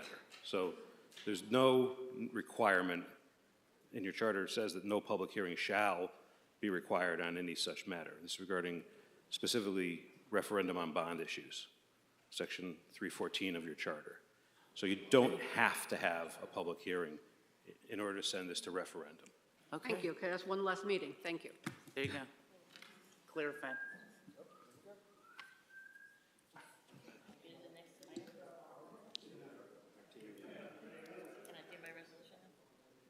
When I recognize you. Okay, moving on. Item 13B, Counselor Carey. Okay. Resolution adopting the budget policy statement for the 24-25 fiscal year. Whereas the South Windsor Town Council, in preparation for the upcoming budget, would like to establish a budget policy statement, and whereas the policy has been presented to the Town Council for their review, and whereas the budget policy statement for the Town of South Windsor will give direction to all town departments and the Board of Education as they formulate their budgets.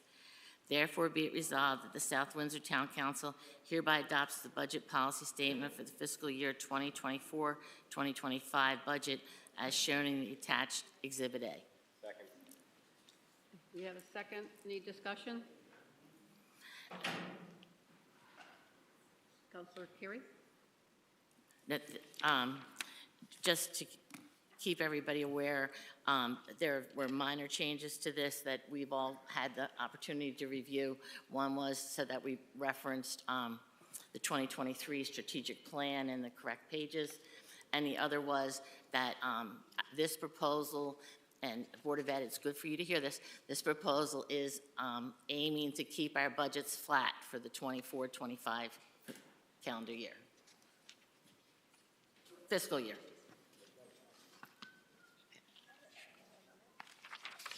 And the reason for that is in the hopes of helping our residents with the tax situation. Thank you.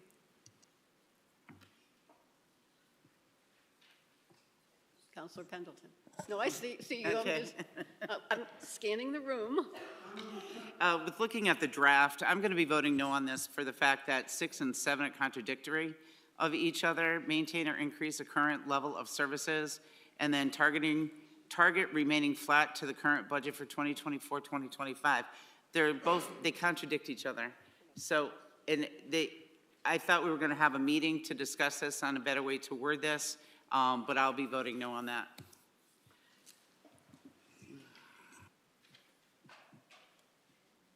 Any other discussion?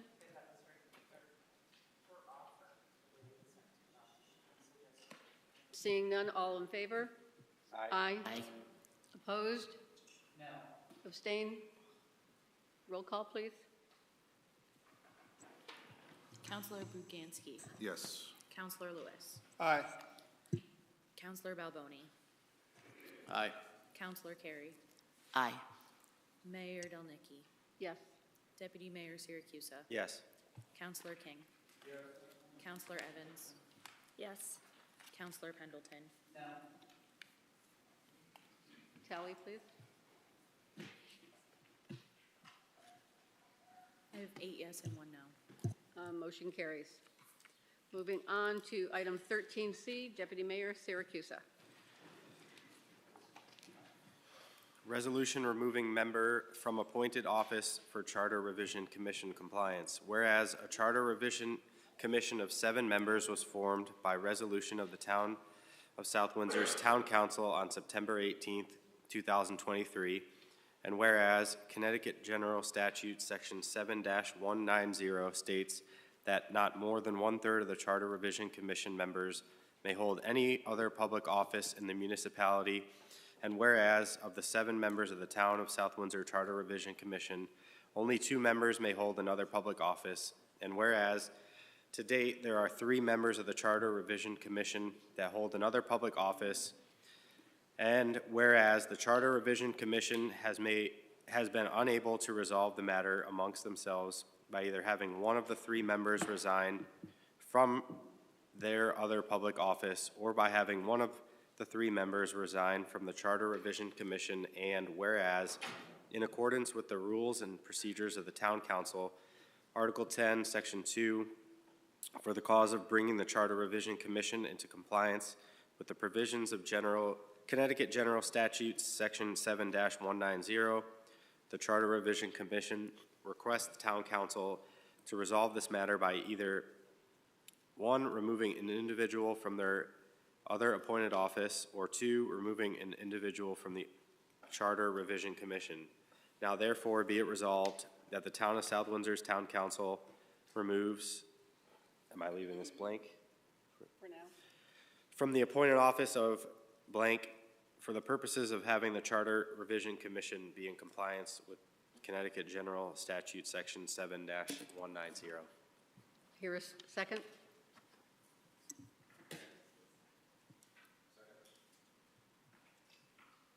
Any discussion?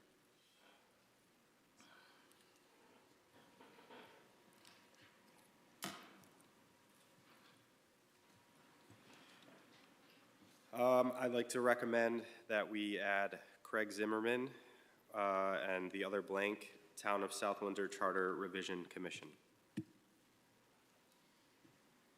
Do I hear a second? Second.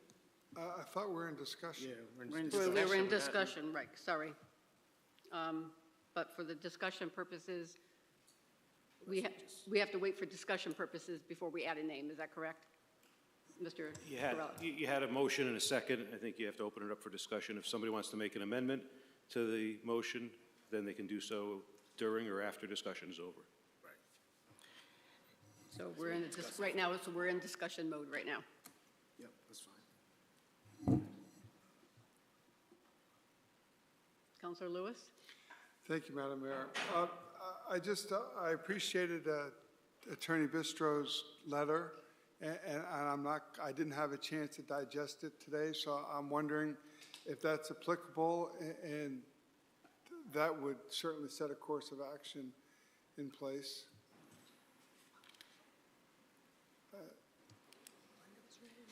So it might be helpful if I kind of get you some background as to how we got to where we are right now. And I disseminated to you through the town clerk, or the council clerk this morning, the resolution that was initially adopted back in September, along with a couple of memos that we provided to the Charter Revision Commission addressing these issues. Because this issue has been a concern from the start. So when the Charter Revision Commission was formed in September of last year, there were 7 members appointed. At that time, I don't know exactly who held what other public office. There was some question about that. But at our very first meeting of the Charter Revision Commission, I was asked to describe what exactly are those types of positions that cannot be held, right, some other public office. So the statute says no more than a third of the Charter Revision Commission members can hold another public office in the municipality. What does that exactly entail? And so we did a memo to the Charter Revision Commission outlining what is a other public office. And basically, it's an office that has some ability to act as the municipality does. It has the authority conferred by law for a fixed tenure in office and the power to exercise some portion of the functions of government. So of the members of the Charter Revision Commission, it was determined that there were 3 people, Mr. Zimmerman, Ms. Doherty, and Mr. Cordero, that held some other public office. Mr. Zimmerman's on the Board of Ed, Mr. Cordero, I think, was on WPCA, and Ms. Doherty was on the Public Building Commission. All of those are another public office. So of those 3 members, 2 of them can stay on the Charter Revision Commission because that's what the statute allows. That's what your resolution allowed. And so there was a lot of discussion after that initial meeting in October, how exactly do you fix that problem? It was discussed and questioned, can the town council appoint more members to the Charter Revision Commission and make the math work so that now a third, not more than a third of the members can stay on and hold some other public office. So if you raise the number to 12, the 3 of them would be fine, right? That's not permissible under Connecticut law. I looked into that, and there's some decent case law about that I researched. There was a question about whether or not you could disband the existing town Charter Revision Commission and appoint an entirely new body. You can't do that either. Once the Charter Revision Commission is set into motion, state law says that you have to let them finish their job, and they are not terminated until they issue their report and their job is done. It comes back to you. You decide whether or not you want to put it all forward to the town for a referendum vote, yes or no on all or part of it. But ultimately, their job is through the report that they issue back to you. And so at the moment, they cannot move forward with any further work because the 3 of them are not in compliance with Connecticut law. We initially discussed this internally and said it's probably best to have them make that choice themselves and not have to come back to you, and make sure that you understood that that was an effort that was provided. That was done at the last meeting of the Charter Revision Commission, and nobody has stepped forward to resign either one of their other public offices or resign from the commission. So it's up to you to get the Charter Revision Commission that you all created last year back into compliance and allow them to move forward. And the way you do that, the way you do that is what the resolution says. Somebody's got to either be removed from one of their other public offices, and they can stay on the Charter Revision Commission, or they have to be removed from the Charter Revision Commission.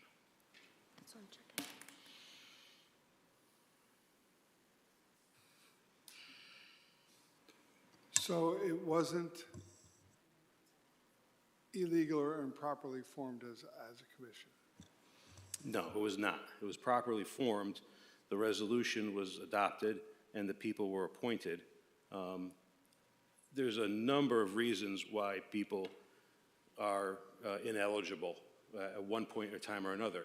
And there might be a number of reasons why you might have to fill a vacancy, yet again.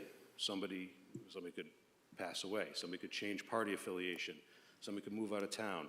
There's a number of reasons why things happen. The fact that one or more of them were not held public office doesn't invalidate the formation of the Charter Revision Commission itself. So if they gave us a report, these are our findings, this is our conclusion, we could accept that or reject that, but they could be then disbanded as completed their job. If we wanted to establish another charter committee, we could. Yes. Okay, thank you. But at this time, Counselor oh, Carey? I'm sorry. I'm sorry. I keep doing that. I apologize. You can call on.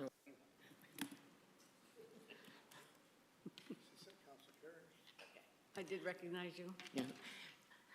But at this time, the commission is not in compliance with the statutes of the state of Connecticut. Correct.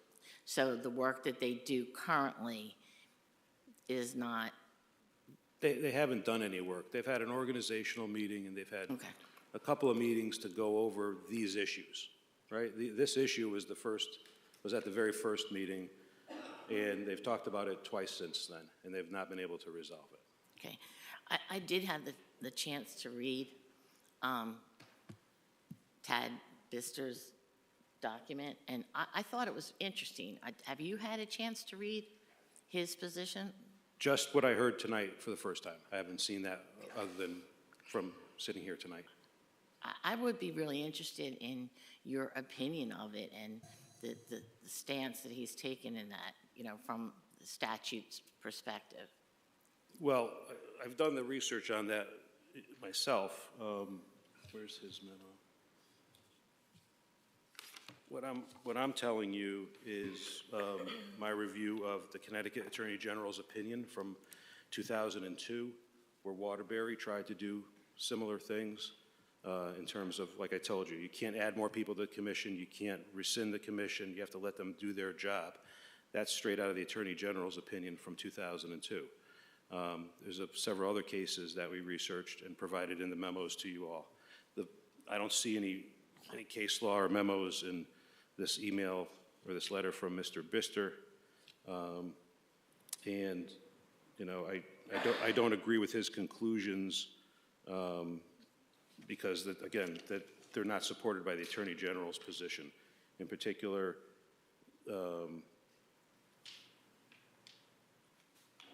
I think, well, I'm not going to go into it, but I think he's taking the position that the town council should terminate from the start. He's saying ab initio, meaning from the beginning, you should have the right to just terminate it right now. I don't think that that's the case. I think you have a discrepancy in the count, right? Right now, one of the members is not in compliance, right? You can have two members hold public office, hold some other public office. That doesn't give you a reason to terminate the entire Charter Revision Commission. And in fact, the Attorney General's position is the Charter Revision Commission's process remains kind of inviolate until they are concluded and then concluded their work. So that's where my position is that you have to let them finish their job, do their work, and that's when their job is over, and that's when the commission is terminated. You can't terminate it before then. I think part of what Mr. Bister's comment was the two meeting step that should have taken place. A second meeting is when the name should have been added to the resolution? The statute says within 30 days. It doesn't say it has to be a two-step process. Okay. The statute says within 30 days, so the resolution to start a Charter Revision Commission, and then it says within 30 days, adopt the name, propose the names.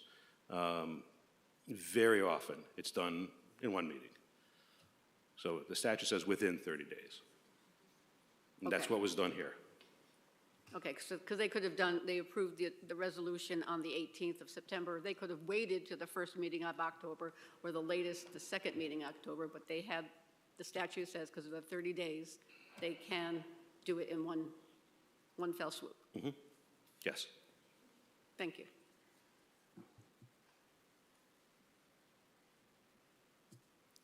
Councilor King? Thank you, Madam Mayor. So just from a point of reference, first of all, I'm wondering in your resolution, Deputy Mayor, if we could use the word replace instead of removes. I would appreciate this more. When you remove, you can also be talking about removing a position. but an individual, because say, for example, if it is Mr. Zimmerman that we're talking about, that would almost always suggest that he did something wrong to be removed. And I just want to be clear that that's not the case. We're just going completely off the fact that, of the statute. So that's my first thing, is that just ask that we change the word, if you don't have a problem with it, with remove, just saying that we're replacing an individual. The second thing that I would like. Are you making a friendly amendment? Yes, but I can do that at the end. Okay. Could I respond? Oh, of course, yeah. I guess this resolution technically is not replacing somebody unless you guys have a name in mind, which would be fantastic. Yes. My wish was that what you and I were trying to do and delay this until after the election happened. Right. And that the number was higher, because I hold Mr. Zimmerman in high regards. I think he's a huge asset to this town. We wouldn't be in this problem in the first place if that number was higher. And I don't think a day has gone by since the election that my phone hasn't rang about this very topic. Now, I know that's what I was elected to do, and I've been taking those phone calls willingly, but I know you and I were both in agreement, or the attorney also did recommend that we should take our time with this, and I don't think we did back then, and I take full responsibility for that as well, since I was on the council. But whether it is remove or replace, sure, yeah, if you guys have a name, we'll obviously have to add another line at the end.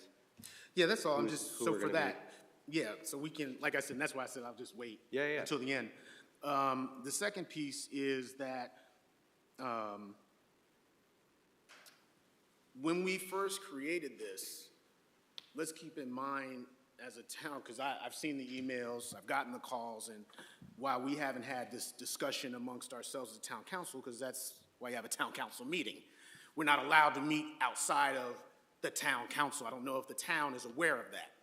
So when our discussions go for a long period of time, if we decide to have a conference call of all 9 of us, that's illegal. So when we have these meetings, as frustrating as it may be to you guys, trust me, it's frustrating to us as well. But legally, this is the only time that we can have this discussion amongst ourselves. So just to put that out there. When we first came up with this, no one knew who was going to get elected or not. And so, but at the time, we were also pushed, and while we did have our discussions and our agreements or disagreements, who's to say that any of these people wouldn't have gotten elected or not? And I just want to say that in regards to, Mr. Zimmerman and whoever else that might have ran, including Janice Snyder. So, if she would have got elected, she might be in the same kind of situation. Number 2. Number 3, just for the record, this is part of the reason, and I'm not going to put any aspersions out there. However, when we make these types of decisions and have these types of discussions, which we can only have here, that's the reason why we asked for Mr. Cordero to go later. Not because we didn't want to appoint him, but because we created our own problem by putting him on inland wetland and water pollution, because now he's on 2, and this makes it a 3rd. May I make interject one comment? Of course. He is also a current member of the Social Justice Commission. Right. So our reasoning was, since now we have the majority. Yep. We would have to find 3 people to fill those seats. And it's getting harder and harder to find volunteers to be on commissions. And the solution, and I believe Kathleen Doherty's is in the same situation. It's easier to find one person for an important commission than trying to find 3 people to come to meetings at night. That is one of our reasonings. Yes. And I figured that. But again, that was part of the reason why, for my fellow counselors, it wasn't that we don't think I know Steve. I think he'll do an awesome job. I served with him on the commission. But that was the reason. Wasn't for any other reason except to say, okay, if we're going to go this direction, if we're going to remove someone, then maybe we need to think this whole thing through. But I just wanted to put that out there because that's the reason that Councilor Evans suggested that. And then with your feedback on that, Madam Mayor, again, I get it, but then that's on the party to find the people to replace them, not on the council. That's not I'm very firm in my belief that that's why we have, well, now we have 3 parties, but that's what the party chairs are for. It's not our responsibility necessarily to appoint people to these different commissions. It's the party chair's responsibility to do that. And whenever we've done it, I've disagreed with it, where we take the power out of the chair's hands and that body to do their job. Because then that puts us in a difficult position by making it appear as if, oh, I don't like him, and so that's why I'm not voting for him. It's their job to appoint, and then we make a decision whether we vote up or down. Oh, I completely agree with that. Absolutely. And Councilor Balboni? sorry, he was looking at me. He wanted an answer. No, and that, but then it's our decision to say up or down, and we can decide that. But that's, again, I'm just reinforcing the reason why we could have had that discussion on that. My final point, because again, this is the only time we can talk about it, is when we had, and my fear is that, and sadly, we're in politics, so this is political, right? But our strategic planning committee was made up of a variety of people, including kids. And we didn't necessarily have this type of an issue. And I'm just putting this out there because there is a plan. Once I saw the agenda, I was like, okay, we got to figure something out. But you just so I can answer to that, so Yeah. we can have a dialogue. That's fine. That's apples and oranges, because this is a state statute type commission. This is not a committee. Fair, but it's still been politicized. You would agree. We politicized it even from the letter from the other attorney.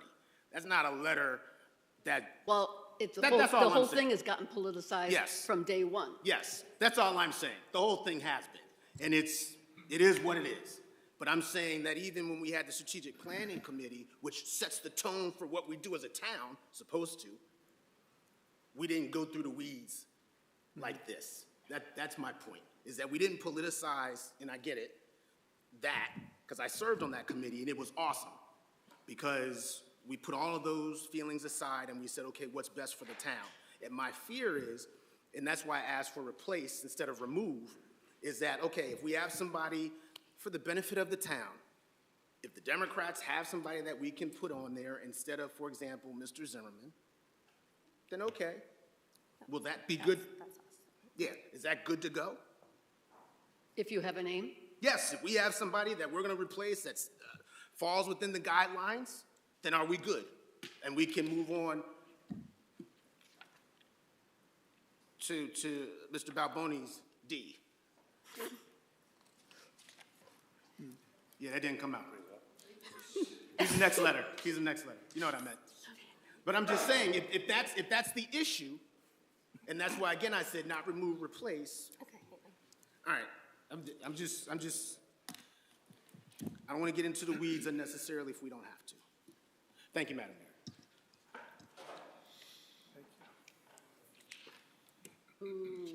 Councilor Balboni, would you like to go next? Then please turn off your light. Thank you. Yeah. Thank you very much. And Yes, I'm sorry. Okay. Councilor Evans? Thank you. Excuse me. I just wanted to go back to when we created this Charter Revision Commission, and I believe I have not gone back and reviewed the initial conversations, but to my memory, which is usually pretty good, when we discussed the state statutes and public officials, it was explained to us as elected positions. So in that sense, we created this commission in the full belief that we were doing it to the law of the state statute. Also, my understanding, perhaps the town attorney can address this, is that would the Social Justice Commission fall under, he's listening. Okay, sorry, I wasn't sure. It looked like you were very busy. Would the Social Justice Commission fall under that public official title? Because they are not governing anything. They are answering to the council versus the Water Pollution Control Commission and the Inland Wetlands, which are their own bodies. Excuse me, water pollution is an authority, not a commission of this body. My apologies. You were on it, I know. Thank you, Mr. Lewis, Councilor Lewis. Well, it's a significant difference. No, that's an sorry. important difference. I appreciate that. Thank you. Right, there is a significant difference, and I don't believe the Social Justice Commission. Commission, which I think is advisory to this council, is a public office that has authority conferred by law, it exercises some portion of the government's function. It's advisory to you, you exercise the government's function. Yes, thank you. So, in my suggestion that we had removed Steve Cordera from the consent agenda, we could have had this discussion, and we could have realized that we would have avoided this entire problem by not nominating him to replace seats on the Inland Wetlands and the Water Pollution Control, because he has not been a member of either of those up to this point.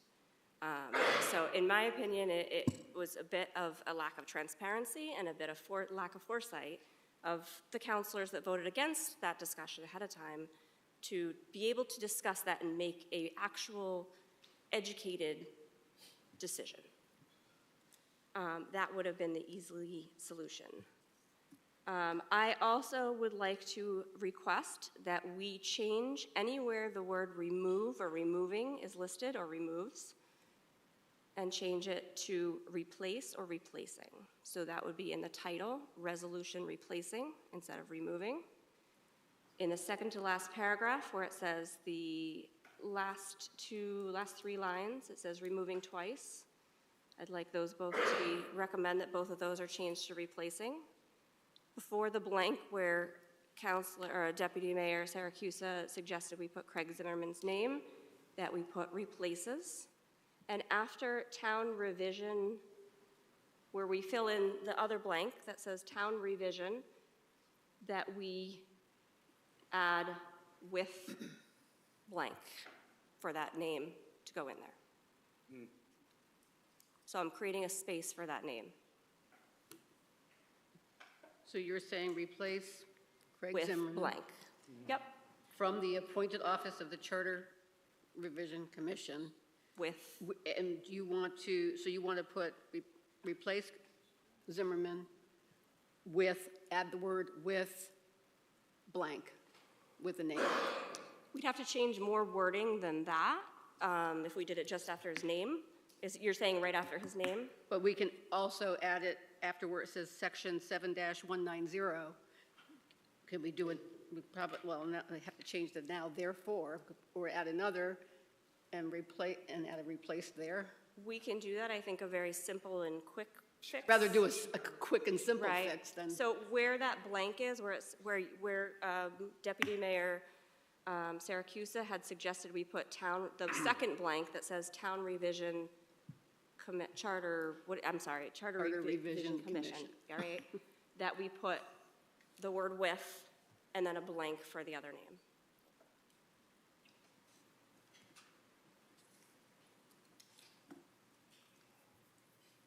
And you're making that as a friendly amendment. That is my friendly amendment. But it's still an amendment that needs to be voted on, and seconded, and all that good stuff, so. Councilor Balboni. A couple things. So I understand you disagree, Town Attorney, with what Tad had to say, with Attorney Bister had to say. Was any of this suggested to the former council that they maybe take their time and not rush to form this committee? I think you'll recall there was a lot of discussion at that time about the pace at which that was happening. Okay, and then, try not to keep it political. Maybe form it with 3 Republicans, 3 Democrats, and 3 from an unaffiliated party. That would have been a lot, not political. As opposed to 5 Democrats and 2 Republicans. And I believe it was said somewhere there that it should be the face of the council, is how we wanted it to look. And obviously, the town wants the council to be the way it looks now. So maybe this committee should be the way the council looks now. And as for the chairmans of the RTCs or the DTCs or the UPCTCs, appointing people, yeah, that is how it should be. I agree. Absolutely. When a chairman says, and the whole committee agrees that someone is the right person for that job, the council should probably approve that person.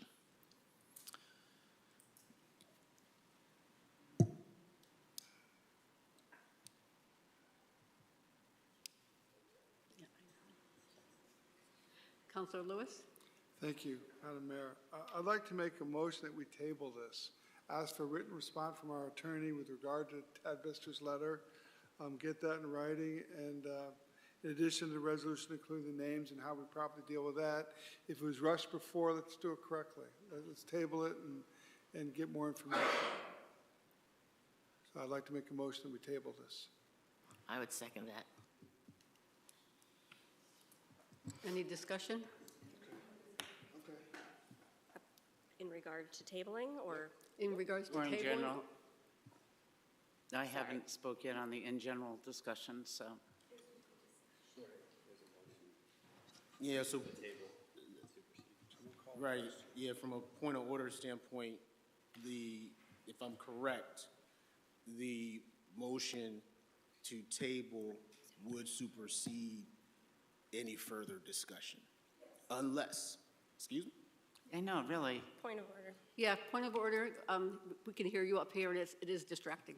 I know what I'm doing. It's good. Thank you so much. Appreciate you. So that said, unless the chair, which would be you, Madam Mayor, decides that you would like to have further discussion on that previous point, you can do that, as it is yours to have, and then we can come back to that motion. That's your call to make as the chair. This is your meeting. So I'm just saying, I have no problem with the further discussion. I understand the point of order in terms of, tabling it, but I do think it's important that we do hear everything before we table it. Honestly, I have no problem with tabling it, but I don't have a problem with further discussion, but what threw me off is Councilor Pendleton had her light on, then her had it off, and when I looked over, it wasn't on. That's why I went to Councilor Lewis and he made his motion. So there's. I'd like to call to the question. Thank you. Second. Whoa.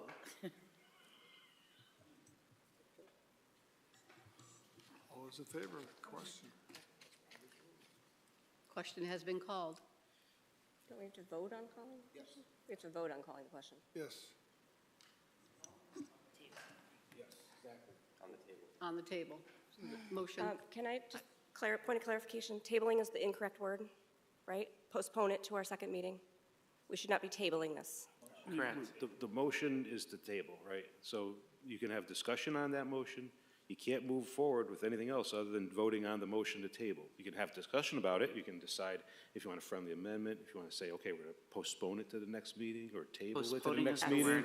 If that's something you want to raise, Councilor Evans, but right now, it's discussion on the motion to table.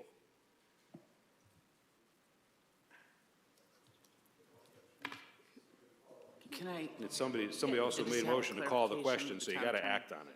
yes, we have to act on that. Right, but can you just clarify table versus postponing, just so that we know what we're voting on? And if Councilor Lewis wants to change his motion, that's the only thing. I just don't want us to table something.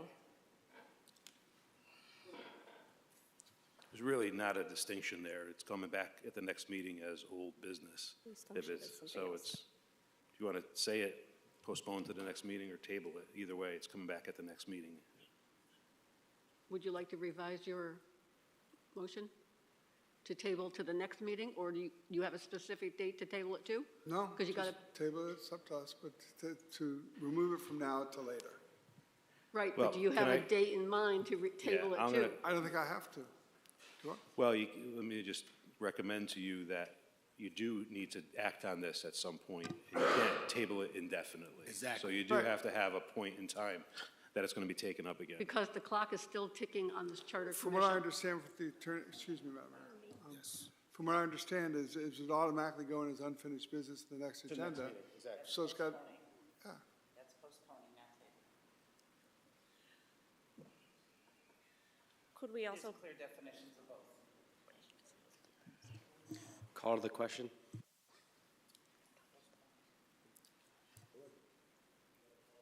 Okay.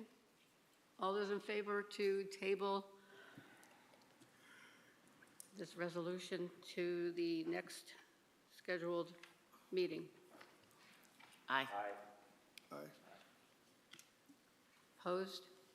no? Roll call.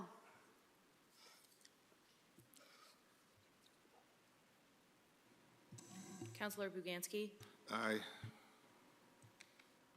Counselor Lewis, Aye. Counselor Balboni, Aye.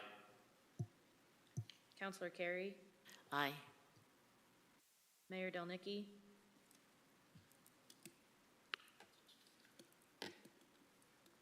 Yes. Deputy Mayor Siracusa, Yes. Counselor King, Yes. Counselor Evans, No. Counselor Pendleton. I have 2 noes and 7 yeses. Motion passes to table to the next meeting. Moving on to 13D, Counselor Balboni.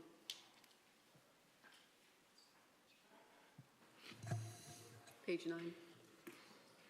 Resolution accepting the resignation of Veronica Nowak from the Housing Authority.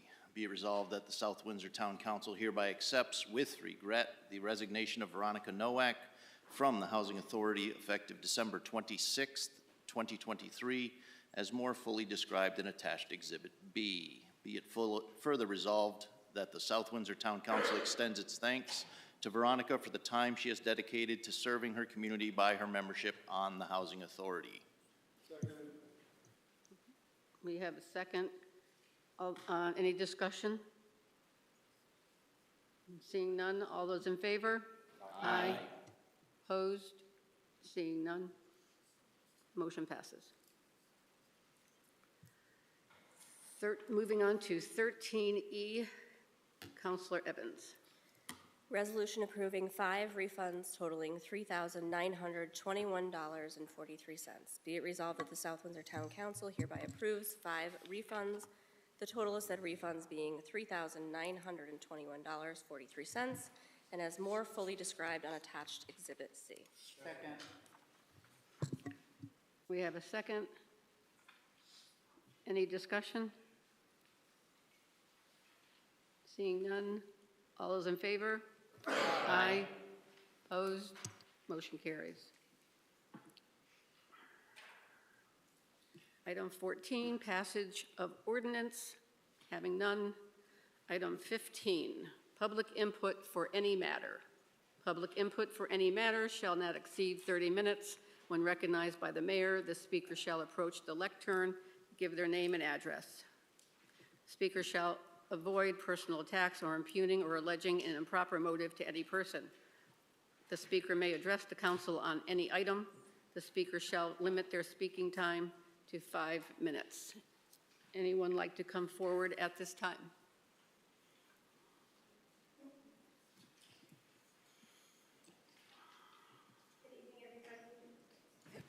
Good evening, everybody. I'm Kathy Doherty, 12 Roy Road. Boy, you're right. Counselor King, these meetings are so painful. I give you all credit for sitting up there because I could never do it. I'm here tonight, though, to address the last few meetings that I have watched on TV, have not shown up here. And the issue is the civility among the members of the town council, specifically when it comes to addressing each other on the dais, as well as speaking about residents that live in this town.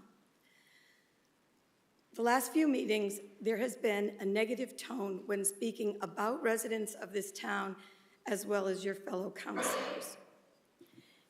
Any member of the public that would like to serve our community should be applauded and should be welcomed.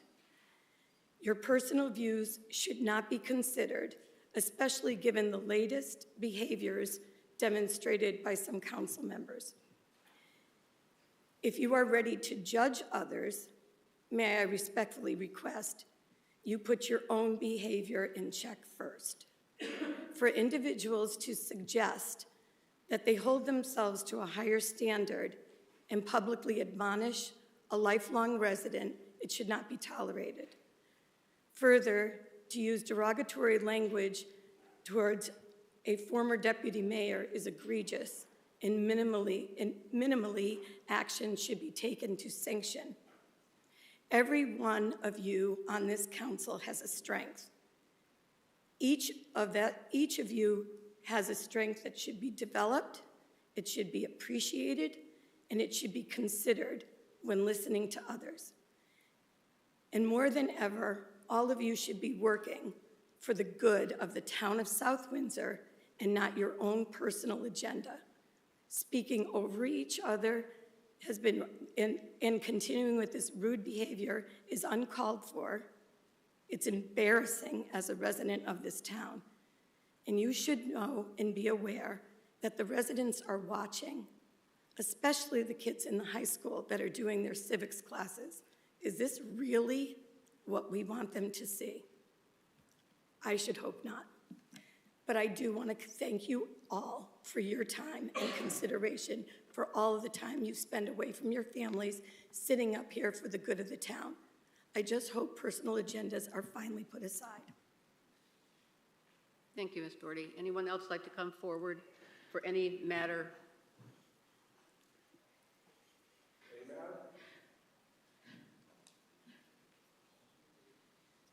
Good evening. Tom Dillon, 34 Barber Hill Road, South Windsor. Couple things. The first one kind of parodies Mrs. Doherty. For some reason, I clicked on an online link last meeting, and I saw the last 10 minutes of the council meeting. I have to admit, I was quite surprised. I know that some in the majority made some rebuttal comments to comments that were made, but I also know you're restricted about how you can express yourself because of the rules of the council and the ethics code. That'll come up again, ethics code. Fortunately, I'm not restrained by those rules because I'm not on the council. Councilor Pendleton apparently had issue with Mark DeCiancia being appointed to the Building Code Board of Appeals. She spoke against it at the last meeting, voted against it, as is her right. She stated that her reasons were as follows, quote, she doesn't support discrimination, prejudice, or personal attacks. Strong words. I've reviewed many of Mr. DeCiancia's posts online, and while he did speak against you and your policies quite heavily, specifically taxation, I never saw anything personal. You're a public figure.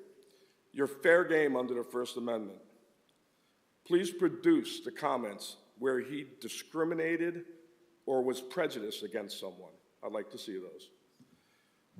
Then you had the audacity to mention higher standards. I grew up with higher standards. I still believe in them. I laughed so hard after that. You're in a higher standard position, yet you have no standards. Pretty funny that you're the party that allowed a militant group to deface town property by painting a slogan on the town hall driveway, a misdemeanor at the least, and nobody was held accountable for that. The leader of your political party bought the paint and participated. You were a counselor then. silence about the higher standard. I'm sure your ethics policy would consider that a violation. When you were mayor for a few days, did you charge then Deputy Mayor King with an ethics policy violation after you tried to use his position for personal gain in Muffingate? You did not. You did not do a thing. Love those higher standards. First meeting of the new council, Councilor King berated the town employee who was called here to give you information. In case you're still under the impression that you have town employees that work for you, they don't. They work for this gentleman. He works for you. So they're not in your chain of command. Yet you sat there mute, Councilor Pendleton. Where were your higher standards then? I think we need to look inward and try to do better for the town rather than have all this political BS going on. And if you can't do it, you should step down. Switching gears. Tonight, I think you talked as much about a new charter revision committee as you did about a football complex for $9 million. You're going way too fast on this for the dollar amount. I made a request to the town manager, and to the mayor like 2 weeks ago, maybe 2 meetings ago, just up at the dais. Why don't we have lights at the present field? That was the field that 8 years or so ago, it was the end all. We had to have it. We had to spend $1.5 million for this field. It was the best location for it. I've asked why lights were talked about but never installed. Did I miss something?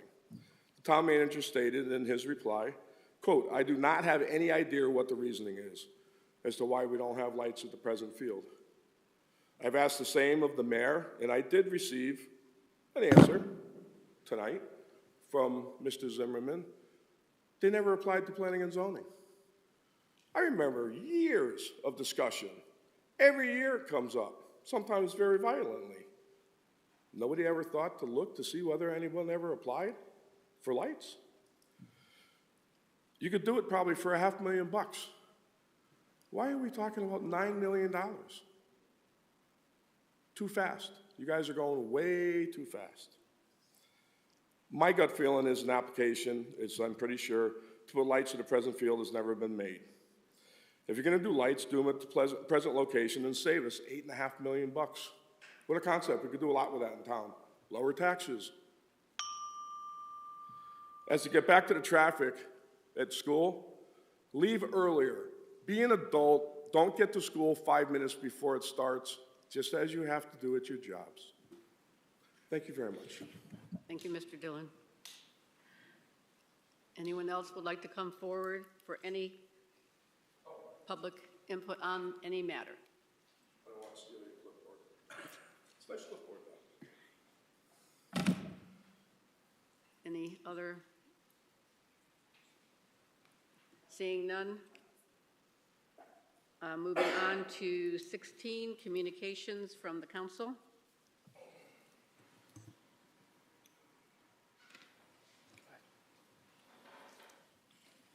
Deputy Mayor? Oh, yeah. A couple weeks ago, was able to meet with Summer Ruschek from Pleasant Valley School.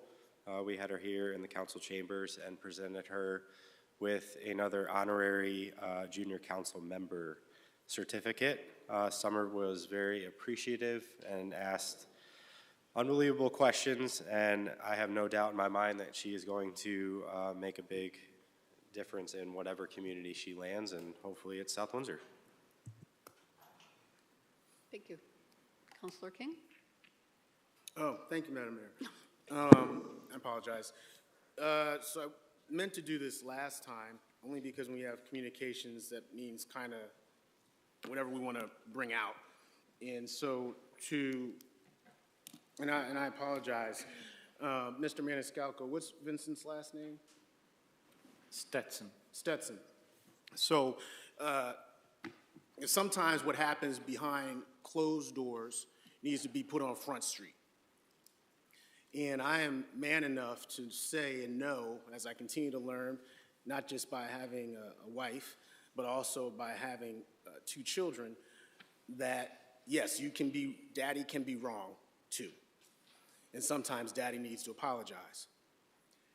That being said, my comments to Mr. Stetson might have been considered inappropriate, and for that I apologize for the perception of that, whether it be to the town manager, who anyone that knows me personally knows I do follow the chain of command. And at that particular time, I did not.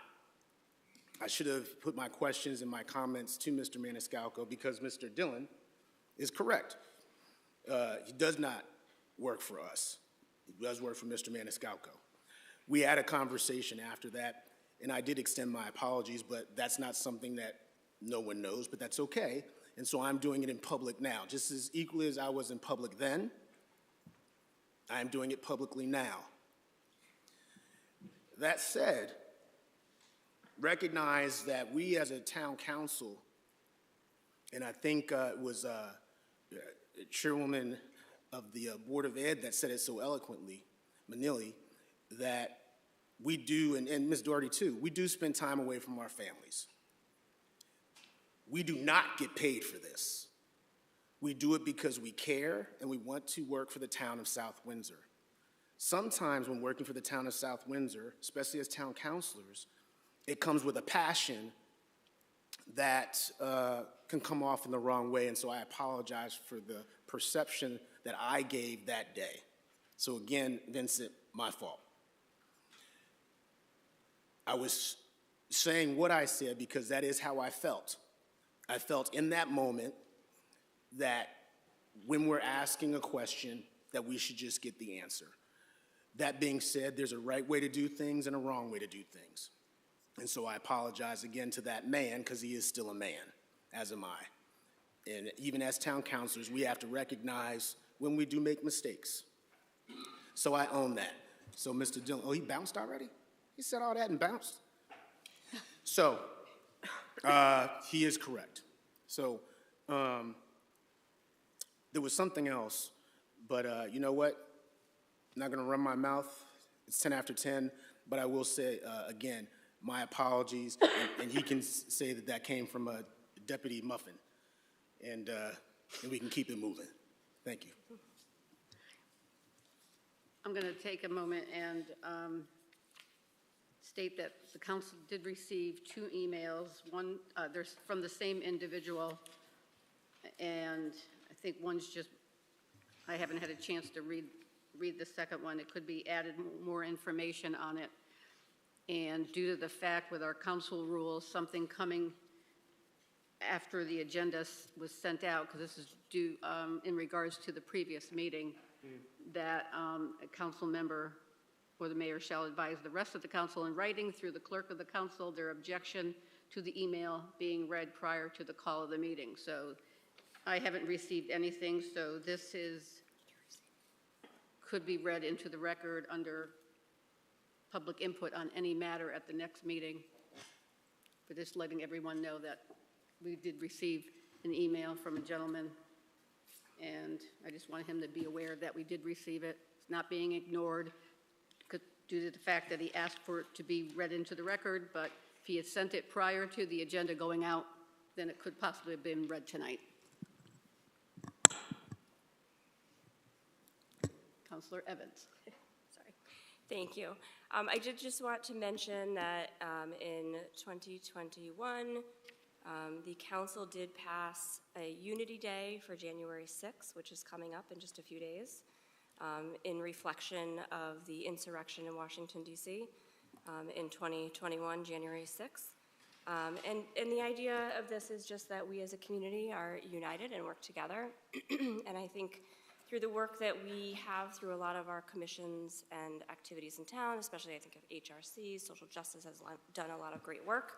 I just wanted to say for myself that I will continue and always have, as Councilor King mentioned, the work we do is not for the money we make or the glamour.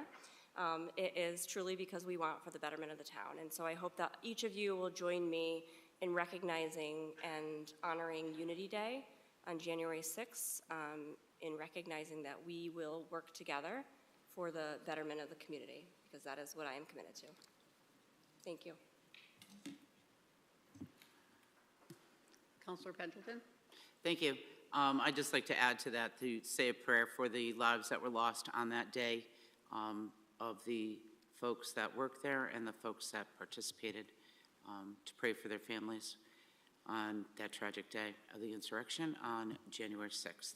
I'd also like to ask the question, if I may. I have no idea what, I don't think any of us do, I'm not sure, what Deputy Mayor Siracusa is speaking about with a person at an elementary school and being an honorary council member. I don't know where that came. What is that? Oh, I had a vision to just make this look appealing to young folks in town, because to be honest with you, if you're watching it tonight, I don't think anybody thinks anything that went on tonight was appealing at all. So my hopes was that I could get recommendations from the elementary school supervisors and or parents. Somebody wants to recommend somebody, give them a chance to come in here for a few minutes, ask some questions, and then give them a nice certificate and give them an opportunity to have a good taste in their mouth about what it is that we do, in hopes that they potentially want to be a leader in their professional life, in politics, in the way they raise their kids, the way they are as a husband or wife, really anything, just leadership in general. So, yeah. It's nothing official. It was never presented to the council, though. That's why I'm saying we don't know what is happening here. We don't know anything about this program. It's not a program. Or It's whatever you're it's doing. just me meeting. You don't have that authority without council voting on something like that to step out. And Not an official. Madam Mayor, to have a citation go out with our names on it that we know nothing about. Your name's not on it. On the citations? No. Oh, absolutely it is. No, it's not. No, they're not. Absolutely it is. Yes, it is. It's a special, it's not a town's proclamation or a citation. There's nothing mentioning the town council. It is. It is. You're really arguing. It's not any program. It's, sir, it has nothing to do. Would you like to be invited to the next? It has to the next nothing time? to do with what you're trying to attempt to do.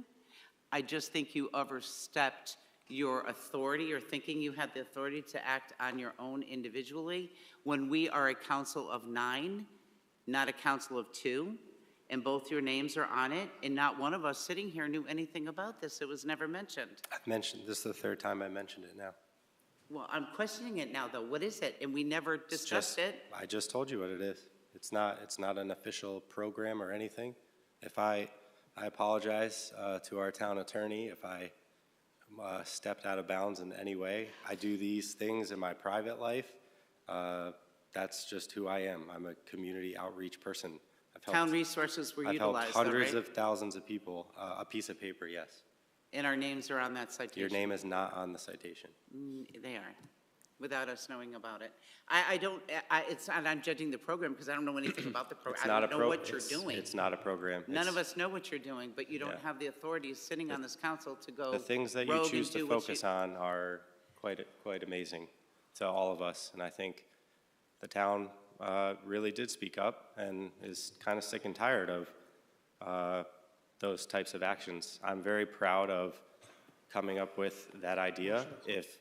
Good the for whole- you. Share it with the rest of us so then we can take a vote on So it you and can we know have what's some- happening. Sure, we have to vote on giving a 7-year-old kid a certificate with a sticker on it to give them 10 minutes to answer some questions. We have to vote on stuff like that. If we do, could you please chime in here? If we do, Well, can I say point of apologize. order?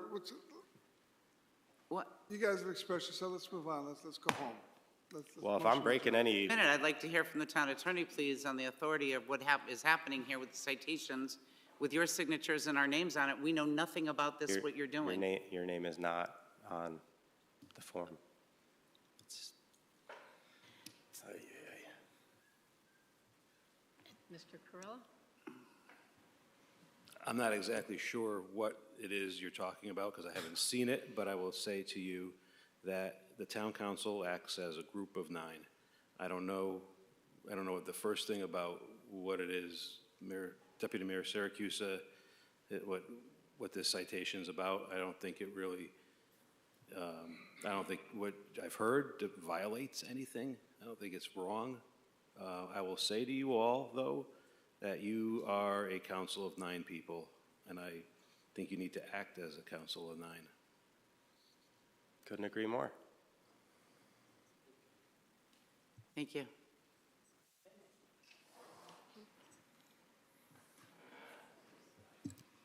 Councilor Balboni, Communications.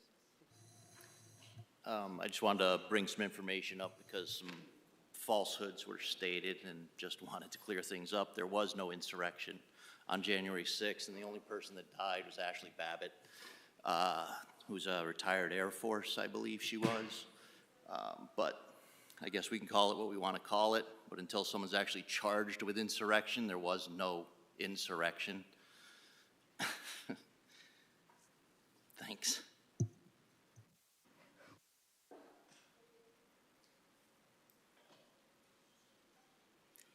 Seeing no more lights on for communications, moving on to item 17, executive session, being none. Moving on to 18, adjournment. Do I hear a motion for adjourn? Motion to close? Second. All those in favor? Aye. We're dismissed.